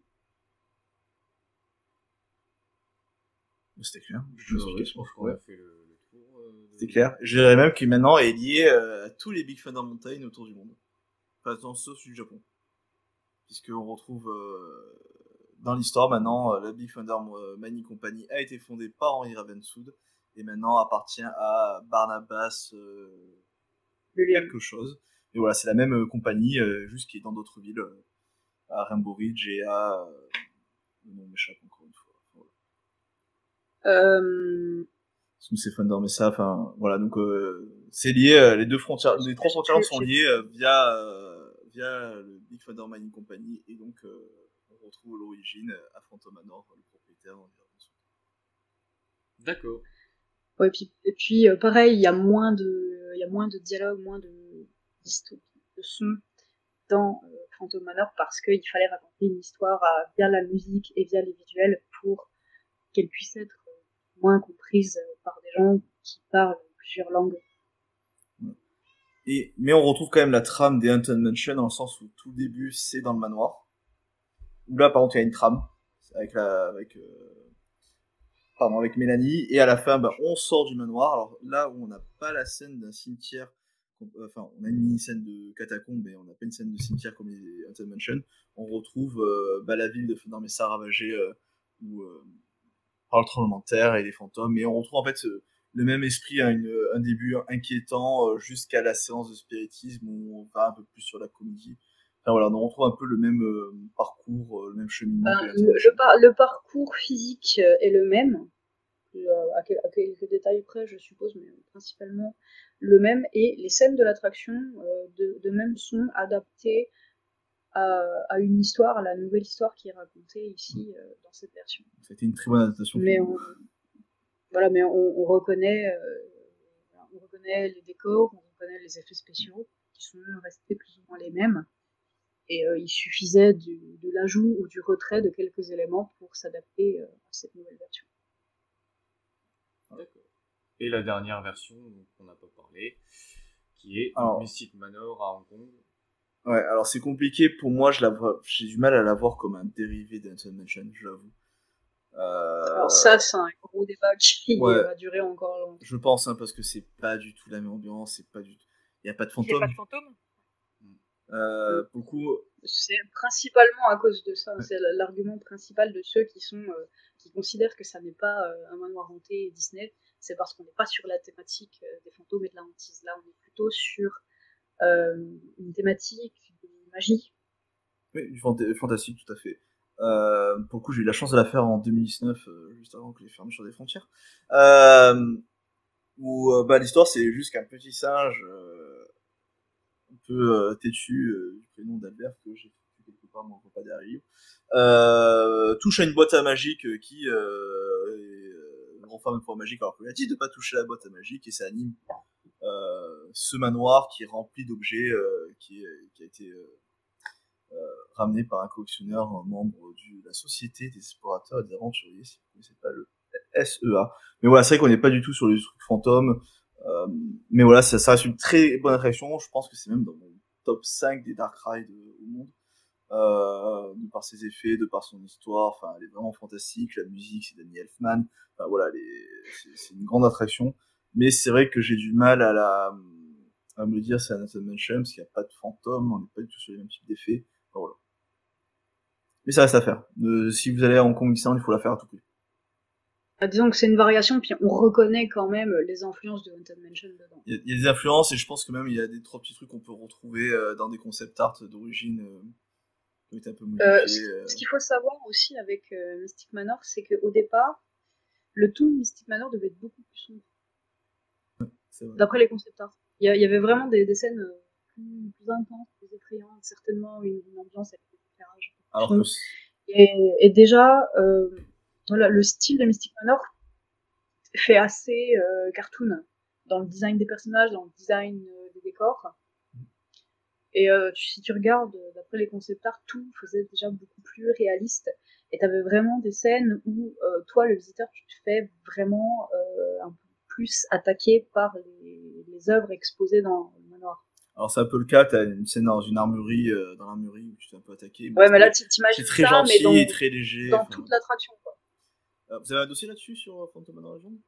Ouais, il y a un article qui lire, s'appelle Darker Mystic Manor. D'accord, bah j'irai le lire. Littéralement un Mystic Manor plus sombre. Et pour les gens qui regardent le live qui ne sauraient pas pourquoi c'est pas une version de Haunted Mansion, une version différente où il n'y a pas de fantôme, est-ce qu'on peut préciser pourquoi? Tu me fais une colle, j'avoue que je sais pas vraiment pourquoi c'est pas. Attends, pourquoi il n'y a pas de fantôme dans Mystic Manor? Si je dis pas de bêtises, ils en parlent dans les imaginaires. Ouais, bon, c'est parce que dans les cultures asiatiques, ils sont pas très friands d'histoires de fantômes, parce que dans leur culture, c'est plutôt les esprits des ancêtres, donc c'est des choses qui se respectent. C'est un sujet qui est un petit peu tabou, donc c'est pour ça qu'ils étaient plus sur le côté fantastique et magique. Pour toi, ils ont quand même mis Haunted Mansion à Tokyo, tu vois. Ouais, mais à Tokyo, ils l'ont installé dans Fantasyland. Ouais, mais tu vois, enfin... Avec les groupes européens. Là, ils ont construit un land d'esprit pour, donc tu vois, ils auraient pu construire un land. Enfin, tu vois, le land dans le land, en fait, t'as rien d'autre par cette attraction. En fait, c'était trop petits trucs. Mais Mystic Point, ça s'appelle le land de mémoire. Enfin, t'as rien d'autre, donc ils auraient pu isoler le truc, tu vois. Mais oui, c'est une explication glissante, en tout cas.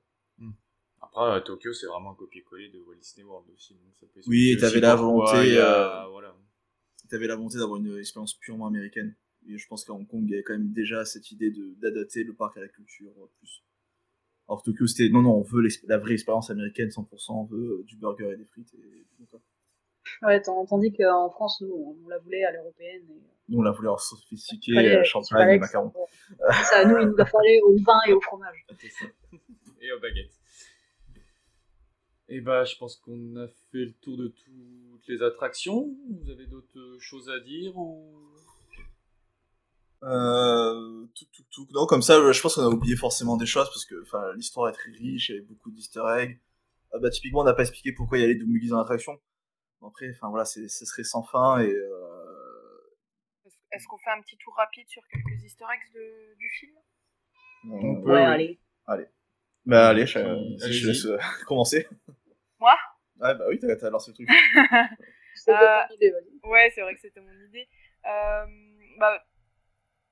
On l'a dit à plusieurs reprises, le film est un vrai hommage à l'attraction, notamment parce que le réalisateur Justin Sten est un ancien cast member et il a tenu à modeler la maison de son film d'après celle du Disneyland Parks.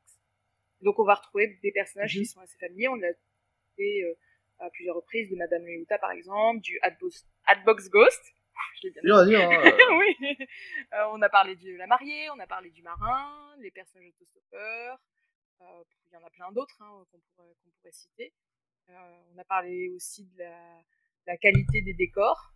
Par exemple, le papier peint qui a complètement été refait en faisant appel à des graphistes spécialisés comme Hélène Lamp. On a parlé aussi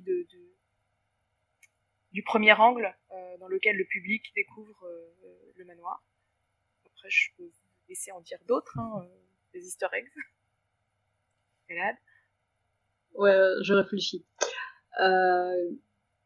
Moi, j'en ai un, si jamais. Je dirais qu'il y a certaines scènes, certains éléments qui reviennent vraiment aux sources aussi de Haunted Mansion, notamment la scène du grenier qui ressemble vraiment à un concept art de Ken Anderson, plus qu'à celui dans l'attraction. Bon, je pense que vous aurez deviné que si on a donné un nom au Hatbox Ghost, il s'appelle Alistair Crumb, à cause de l'image. J'ai failli faire l'erreur tout à l'heure. Ouais, voilà. Parenthèse d'ailleurs, j'ai trouvé que le Hatbox Ghost était assez beau pour dire qu'il était complètement en image de synthèse. Au final, le fait que ce soit Jared Leto, on s'en fout parce que sa voix, elle est tellement modifiée qu'on la reconnaît pas et son visage, on le voit pas non plus. Est-ce qu'on peut dire que c'est son meilleur rôle? Pardon. Laurent, il va me taper. C'est méchant. Pas osé.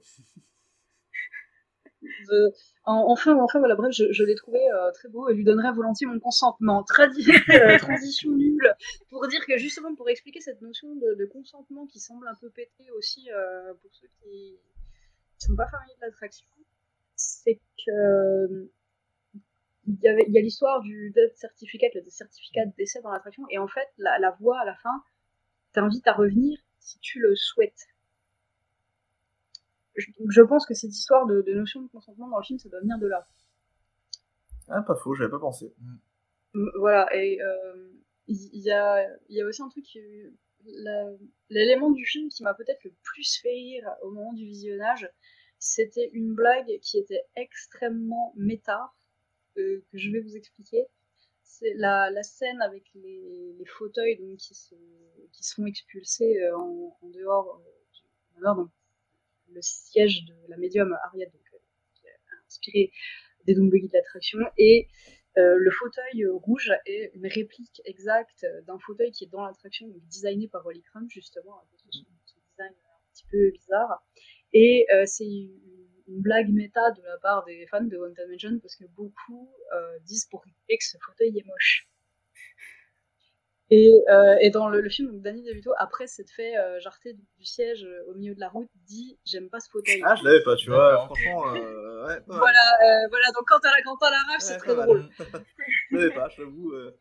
Voilà, parce que justement, certains fans américains surnomment ce fauteuil Crump's Ugly Chair, donc le fauteuil, le fauteuil moche de Crump. Et donc du coup, ça veut dire qu'il y a 2 fauteuils de Crump dans le film, si tu comptes. Donc Crump, donc Alistair Crump, dans son manoir, a son fauteuil, comme le dit la guide, qui met un fauteuil, un coussin de plus pour être plus haut que les autres. Donc voilà, il y a 2 fauteuils de Crump. Non, je l'avais pas, bravo, franchement. Voilà. Ouais, mais c'est ultra méta. Là, je raconte ça pour faire une intéressant. Et Olivier, t'avais une idée? Non, bah j'avais le Doom Buggy quand ils se font expulser. Puis bon, on l'a dit tout à l'heure quand on en a parlé, les poteaux dans le manoir d'Alistair Crump. Et là, comme ça, je suis sûr qu'il y en a encore plein, mais les bustes, évidemment. Il y a le pouvoir sans fin. Il y a l'horloge de 13h. Ouais, pareil, les scènes du couloir sans fin et de la salle avec les escaliers dans tous les sens, ça a été utilisé de façon très intelligente dans le film. Je suis assez d'accord. Je suis d'accord. Et du coup, pour un dernier easter egg avant de conclure, peut-être. Moi, je pensais au fantôme qui suit notre héros, Ben Mathias, qui est un capitaine. Ah oui. Alors, est-ce que c'est une... pour moi, c'est pas forcément une référence à l'histoire d'Anderson, pirate, parce qu'il n'y a pas du tout le côté pirate, etc. Mais il faut savoir qu'il y a une tombe de capitaine qui projette de l'eau et qui fait des bulles dans la file d'attente de Haunted Mansion. Pepper Klein. Ouais, tout à fait. À Walt Disney World Resort.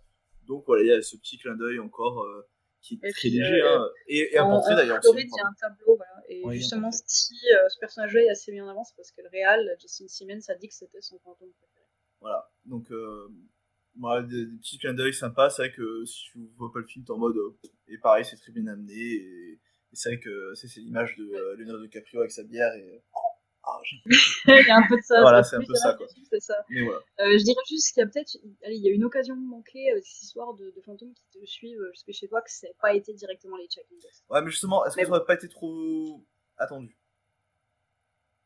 Tu vois, c'est. Après, ils sont présents, hein, tu vois. Ouais, on les voit. Ils sont présents, mais bon, c'est pareil, c'est comme dans le film de 2003, tu les vois pendant une scène et ils servent à rien. Ah, mais tu vois, ça aurait été trop. Moi, je pense que ça aurait été. On serait trop attendu à ça.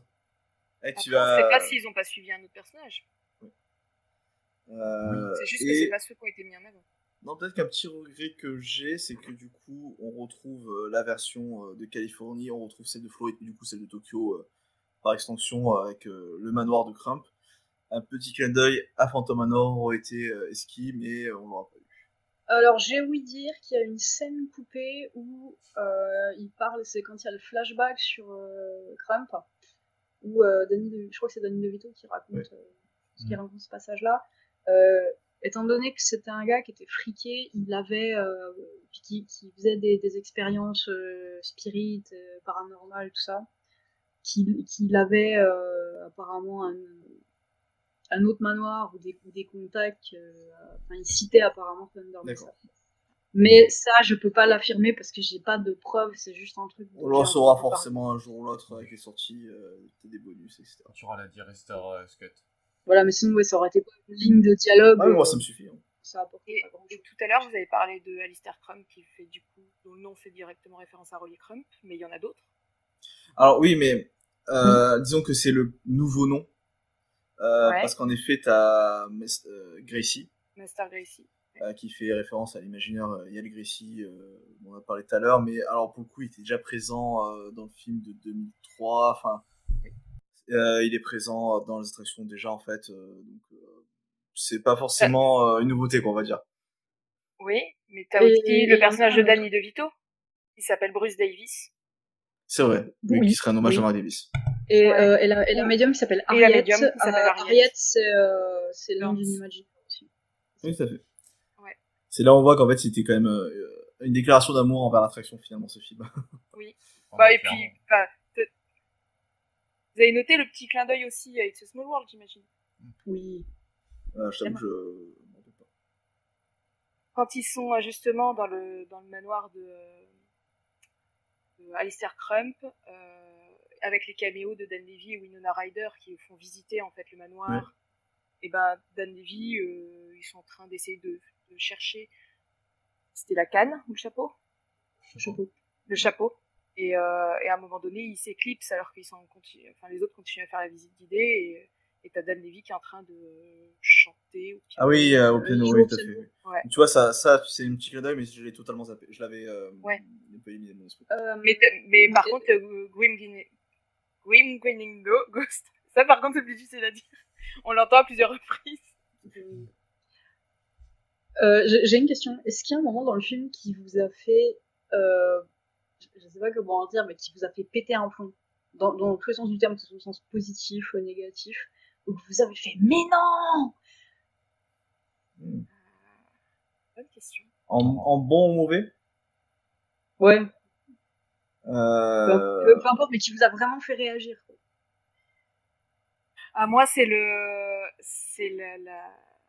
pièce qui s'étire avec le crocodile, avec l'alligator. Ou un truc que vous étiez content de voir dans le film. Non, mais justement, j'étais hyper contente de le voir et j'ai trouvé que c'était tellement bien amené que là, je me suis... Je pense que je me suis lâché un petit minon quand j'ai vu le manoir de Floride.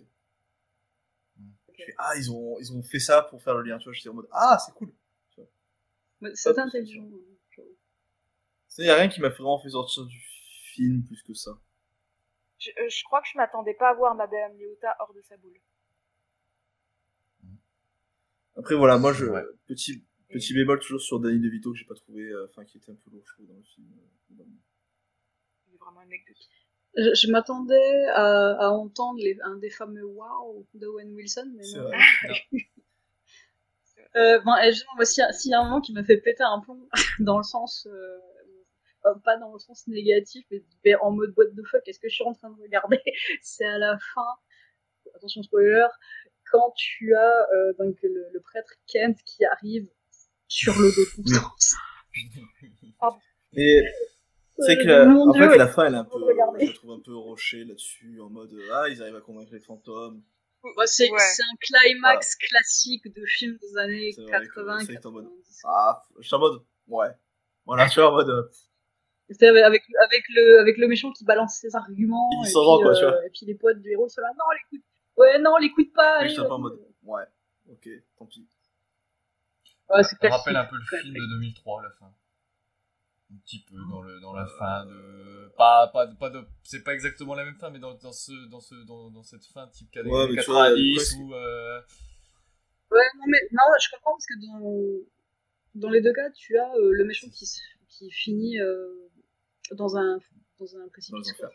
Peut-être que ça n'a rien à voir mais alors pour le coup je trouve que la fin dans la version de 2003 est beaucoup plus tirée par les cheveux en mode Deus Machina. La cheminée s'ouvre et voilà, faire le méchant. Ouais, c'est vrai que ça là, c'est un peu mieux amené quand même. Oui. Parce que tu restes dans la thématique où disons que ça faisait quand même déjà 5 bonnes minutes que t'avais les héros qui ont réussi à retourner les fantômes contre. C'est ça. Alors que dans l'autre, en mode. Ça fait déjà un peu plus. Là, t'es en mode, ok, d'accord, je sais pas. Tu vois, c'est... Voilà, ça va. Parfait. Enfin, un chat tout à l'heure. Ouais, bah, excusez-moi, hein, c'est que je l'avais mis dehors, mais il est rentré par la fenêtre. Donc, Salut. Désolé, c'est Anakin. C'est pas le bon film. Ah. Attends. Non, pas le bon film. Je vais juste fermer la porte. Tu sais, faudra qu'on lui présente Leia, qui est le chat d'un autre de nos chroniqueurs. Excusez-moi, je ferme la porte comme ça, il va plus pour la famille. Personnellement, j'ai un lapin blanc qui s'appelle Jack. Voilà, on va faire tous des films comme ça. C'est ça. Bah, du coup, je pense qu'on a le charreau qui s'appelle Toulouse. Oui. Bon, on peut en faire plein des chats dans l'univers Disney. On peut faire Simba aussi. Bon, on l'a tous fait avec notre chat, mais c'est pas grave. Du coup, je pense qu'on a fait le tour du film et puis des attractions des parcs Disney. Est-ce que vous avez d'autres choses à dire ou là, c'est... Je pense qu'on a été relativement complet. J'aurais tellement de choses à dire, mais on est là jusqu'à oui, mais alors moi, je vais me voilà, retenir. pareil, parce que je peux m'écouter parler très longtemps. Mais en tout cas, je voulais remercier Gala de sa participation ce soir. Surtout, on a pu pas mal échanger en fait en préparation de l'émission, savoir un peu ce qu'on va dire, etc. Et j'ai appris des trucs, c'est pas forcément fréquent. Donc, en tout cas, merci à toi et j'espère qu'on pourra. Merci à vous de m'avoir invité. J'espère que c'est le début d'un partenariat futur, quoi. On va dire c'est comme ça. J'en sais rien, mais bon, comme je vous l'ai déjà dit, voilà, je respecte beaucoup Chronique Disney pour son professionnalisme et pour la qualité de son contenu. Et je viens de me souvenir aussi que je voulais dire quelque chose au sujet de Phantom Manor Legends, si vous me le permettez. C'est, étant donné qu'on est un média textuel, les gens ne connaissent pas beaucoup, et d'ailleurs je ne sais même pas si c'est vraiment une communauté qui est connue ou pas dans la Disney sphère. Mais je tenais à dire que le but de Phantom Manor Legends, c'est vraiment de renseigner et d'archiver sur les attractions des manoirs hantés de Disney pour la richesse de ces attractions, pour leur passé, leur histoire, les éléments qui ont disparu et vraiment montrer que c'est de l'art. Le but, c'était d'offrir aux francophones du contenu traduit sur Haunted Mansion et d'aller chercher loin dans les détails, dans les théories, dans l'histoire de l'attraction, parce qu'elle a vraiment une grande richesse. Non mais voilà, je vais dire que votre site, parce que tu n'es pas tout seul, heureusement, à bosser là-dessus. Enfin, il est, moi je le trouve très bien, il est très complet, et j'ai hâte de lire la suite en tout cas de vos articles. Merci. Il y en a un qui est en préparation. Hein. Je renchéris sur le fait que c'est une mine d'informations et c'est hyper qualitatif d'avoir un site comme ça en français et aussi fouillé et en plus prendre le temps de le traduire aussi en anglais pour le rendre accessible à davantage de personnes. Parce que mine de rien, il y a quand même pas mal de lecteurs anglophones. Oui. Et aujourd'hui, en fait, c'est l'un des seuls sites qui reste, parce que je me souviens quand j'étais plus jeune et que j'ai découvert tout ça, il y avait des forums, il y avait le forum The Manor, il y avait le site c'est vieux ça, hein. Manor, le site. Puis c'est très très vieux, et aujourd'hui c'est des sites et des forums qui n'existent plus, et la mine d'informations de l'époque, elle était là. Et maintenant que ces sources-là ne sont plus disponibles, et ben, j'ai sauvegardé ce que j'ai pu, et je les ai remises sur Phantom Manor Legends, quoi. Parce que je me dis qu'il y a des éléments, si ça n'aurait pas été sauvegardé, on les aurait totalement oubliés. Et il y a des gens maintenant qui commencent déjà à oublier la première version de Phantom Manor, c'est-à-dire avant la réhab de 2018. Comment ça, c'est pas ouvert 2018 l'attraction? Pardon? Ça pas ouvert 2018 l'attraction? Je comprends pas. J'ai perdu. D'ailleurs, juste au-dessus de ton épaule, Galad, il y a le superbe bouquin livre. Non, de l'autre côté. L'attraction décryptée sur Phantom Manor. La Bible.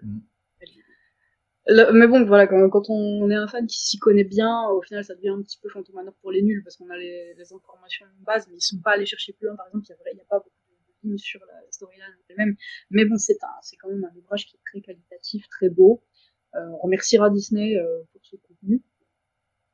Je pense que ce livre a été une porte d'entrée pour beaucoup dans l'histoire de l'attraction, que ce soit au niveau technique, au niveau historique. Et qu'est-ce que je voulais dire aussi, oui, puis à côté de ça, à titre un peu plus personne, mais toujours pour Phantom Manor Legends, j'étudie un petit peu le côté société autour de Phantom Manor, c'est-à-dire d'étudier comment a évolué le merchandising, comment évoluent aussi les fans, comment évolue la mentalité des fans. Et il y a déjà une évolution depuis une dizaine d'années. Et je trouve que c'est intéressant d'observer. D'accord, bah écoute, j'ai hâte de lire ça entre sur. Et puisque tu parles de merchandising, il y a une nouvelle collection centrée sur les attractions là qui vient de sortir. T'en as pensé quoi? Sortie aujourd'hui. Ouais. Elle a l'air très jolie, j'ai pas encore eu l'occasion de la voir en vrai, mais je sais déjà que mon portefeuille va souffrir.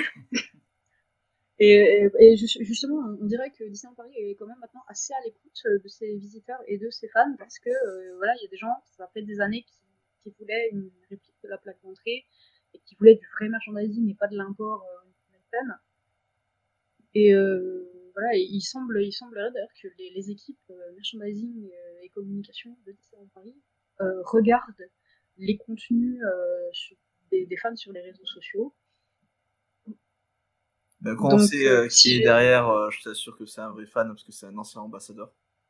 D'accord. Paris avec maintenant merchandising et c'est un vrai fan du produit et à chaque fois qu'il sort un produit, c'est très qualitatif. Ouais, et de ce que j'en sais en fait, c'est que voilà, on est regardé. Donc si vous avez quelque chose à dire au sujet de ce que vous voulez, exprimez-le parce que Disneyland Paris vous regarde. Ouais. D'accord, bah du coup on va remercier Galad. Mais il y a aussi le revers de la médaille, c'est-à-dire faites aussi attention à ce que vous souhaitez. Parce qu'il se pourrait que ça arrive, donc faites attention. Ou que ça n'arrive pas. Du coup, bah, je vais remercier. C'est ça. Et voilà, et c'est pour ça aussi qu'avec Phantom Manor Legends, je voulais montrer aux gens, c'est vraiment plus qu'une attraction. Il y a énormément de profondeur dedans. Et c'est aussi ma façon à moi de la protéger, quoi, parce que s'il n'y avait pas d'intérêt pour l'histoire et les mystères de cette attraction, elle finirait par être rasée et remplacée par un truc avec une licence, quoi. Oh, je serais pas aussi négatif que toi, mais je comprends ta démarche. Non, mais oui, je comprends ta démarche. Depuis que la fontaine a fermé, on se dit que rien n'est safe, en fait. Ah bah non. Rien n'est intouchable. Mais Disneyland n'est pas amusé. Aussi. Mais je comprends ta démarche. je suis assez d'accord. Mais bon, voilà, mais voilà, Splash Mountain, ça avait la réputation d'être un classique, quoi. Vraiment, ah oui, c'était un classique. Quasiment. On va pas revenir, on va avoir des problèmes. C'est pas l'usine. Attends, on met. Non, je veux pas on est en train de mettre du sucre sur Disneyland Paris là. On va s'arrêter maintenant. Ah bah, c'est bien de savoir être critique. Ah mais on est totalement d'accord avec ça. On n'est pas les derniers pour ça. Non, ça c'est clair. De toute façon, dans le chat, pour ceux qui veulent, on a mis tous les liens pour Phantom Manor Legends, donc ça soit le site, le Facebook, l'Instagram et Discord, et je pense que de toute façon ça sera mis dans la rediff sur YouTube et en podcast directement. S'il y a des gens de notre public qui nous écoutent ce soir, je tenais à vous remercier pour votre participation, pour votre fidélité, parce qu'on a une communauté qui est vraiment tranquille et adorable. C'est un plaisir d'être entouré de gens comme ça. Ici, nous adorons l'attraction de dinosaures. Qui c'est qui dit ça? Je sais pas. J'aime bien l'attraction de dinosaures. Enfin, pour le coup, j'adore. Donc, vous me ferez pas dire du mal de dinosaures. En plus, c'est Michael Eisner, je dirais jamais du mal de Michael Eisner. Voilà. Cœur sur Michael. C'est ça. Et bah, du coup, on a remercié Galad. Du coup, moi, je vais quand même remercier Ludivine et Romain pour leur expertise ce soir sur le film et puis sur les attractions. Et puis bah du coup vous pourrez nous retrouver directement sur tous nos liens. Donc, je vais juste vous les mettre ici. Donc vous avez LinkedIn, Spotify, Deezer pour les podcasts, Facebook pour tous. On n'a pas les playlists, on n'a pas les podcasts. Aussi les podcasts. Si, podcasts sur Deezer et Spotify. Oui, mais les playlists aussi, oui. Oui, les playlists et les podcasts. Oui. Facebook du coup qui relie directement au site et aux news Disney, X. Anciennement Twitter, l'autre je l'ai oublié, c'est Pinterest. Non, c'est Fred. C'est Fred. Ah oui, parce qu'il mais c'est le truc qui explique aux causes c'est ça. Instagram, Twitch parce que vous nous regardez, YouTube vous avez toutes les rediffusions de live et sur Letterboxd. Et voilà. Quelque chose et sur le site Disney. Non. C'est bien le forum et chroniquedisney.fr. Laissez-moi finir. Sinon, Laurent va te tirer les oreilles. Non. Donc voilà. Et du coup, je vais prendre la parole. Oui, vas-y. Moi, je vais renchérir. Je vais me remercier Galad pour sa venue. Et c'était vraiment un plaisir de préparer cette émission et de pouvoir échanger avec toi. On sait que t'es une... Merci à vous de m'avoir invité. Déjà une auditrice fidèle des émissions Twitch. Et vraiment un gros plaisir de discuter avec toi. J'en profite aussi pour remercier Olivier parce que même si tu as déjà eu 2 émissions dans les pattes, c'était des hors-sujets de l'été et là on lance officiellement ton arrivée à la tête de Twitch, à la tête en tant qu'animateur de Twitch. Donc, c'est la saison 3, c'est ça?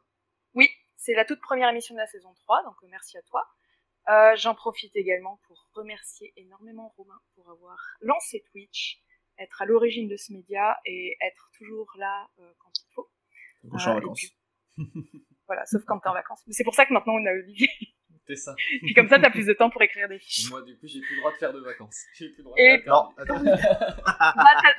T'as le droit de faire des vacances la semaine où il n'y a pas de Twitch parce que cette année, on verra si on évolue sur la suite. Mais cette année, Twitch sera là tous les 15 jours. On va se tenir à ce rythme-là. Donc mardi prochain, pas de live, mais on se revoit dans 2 semaines. J'en profite également pour vous dire que les podcasts reviennent. Et donc on a un podcast sur Walt Disney World Resort qui sort jeudi avec Romain notamment, mais également Geoffrey, Chris, Floriane et puis Nathan en tant qu'animateur.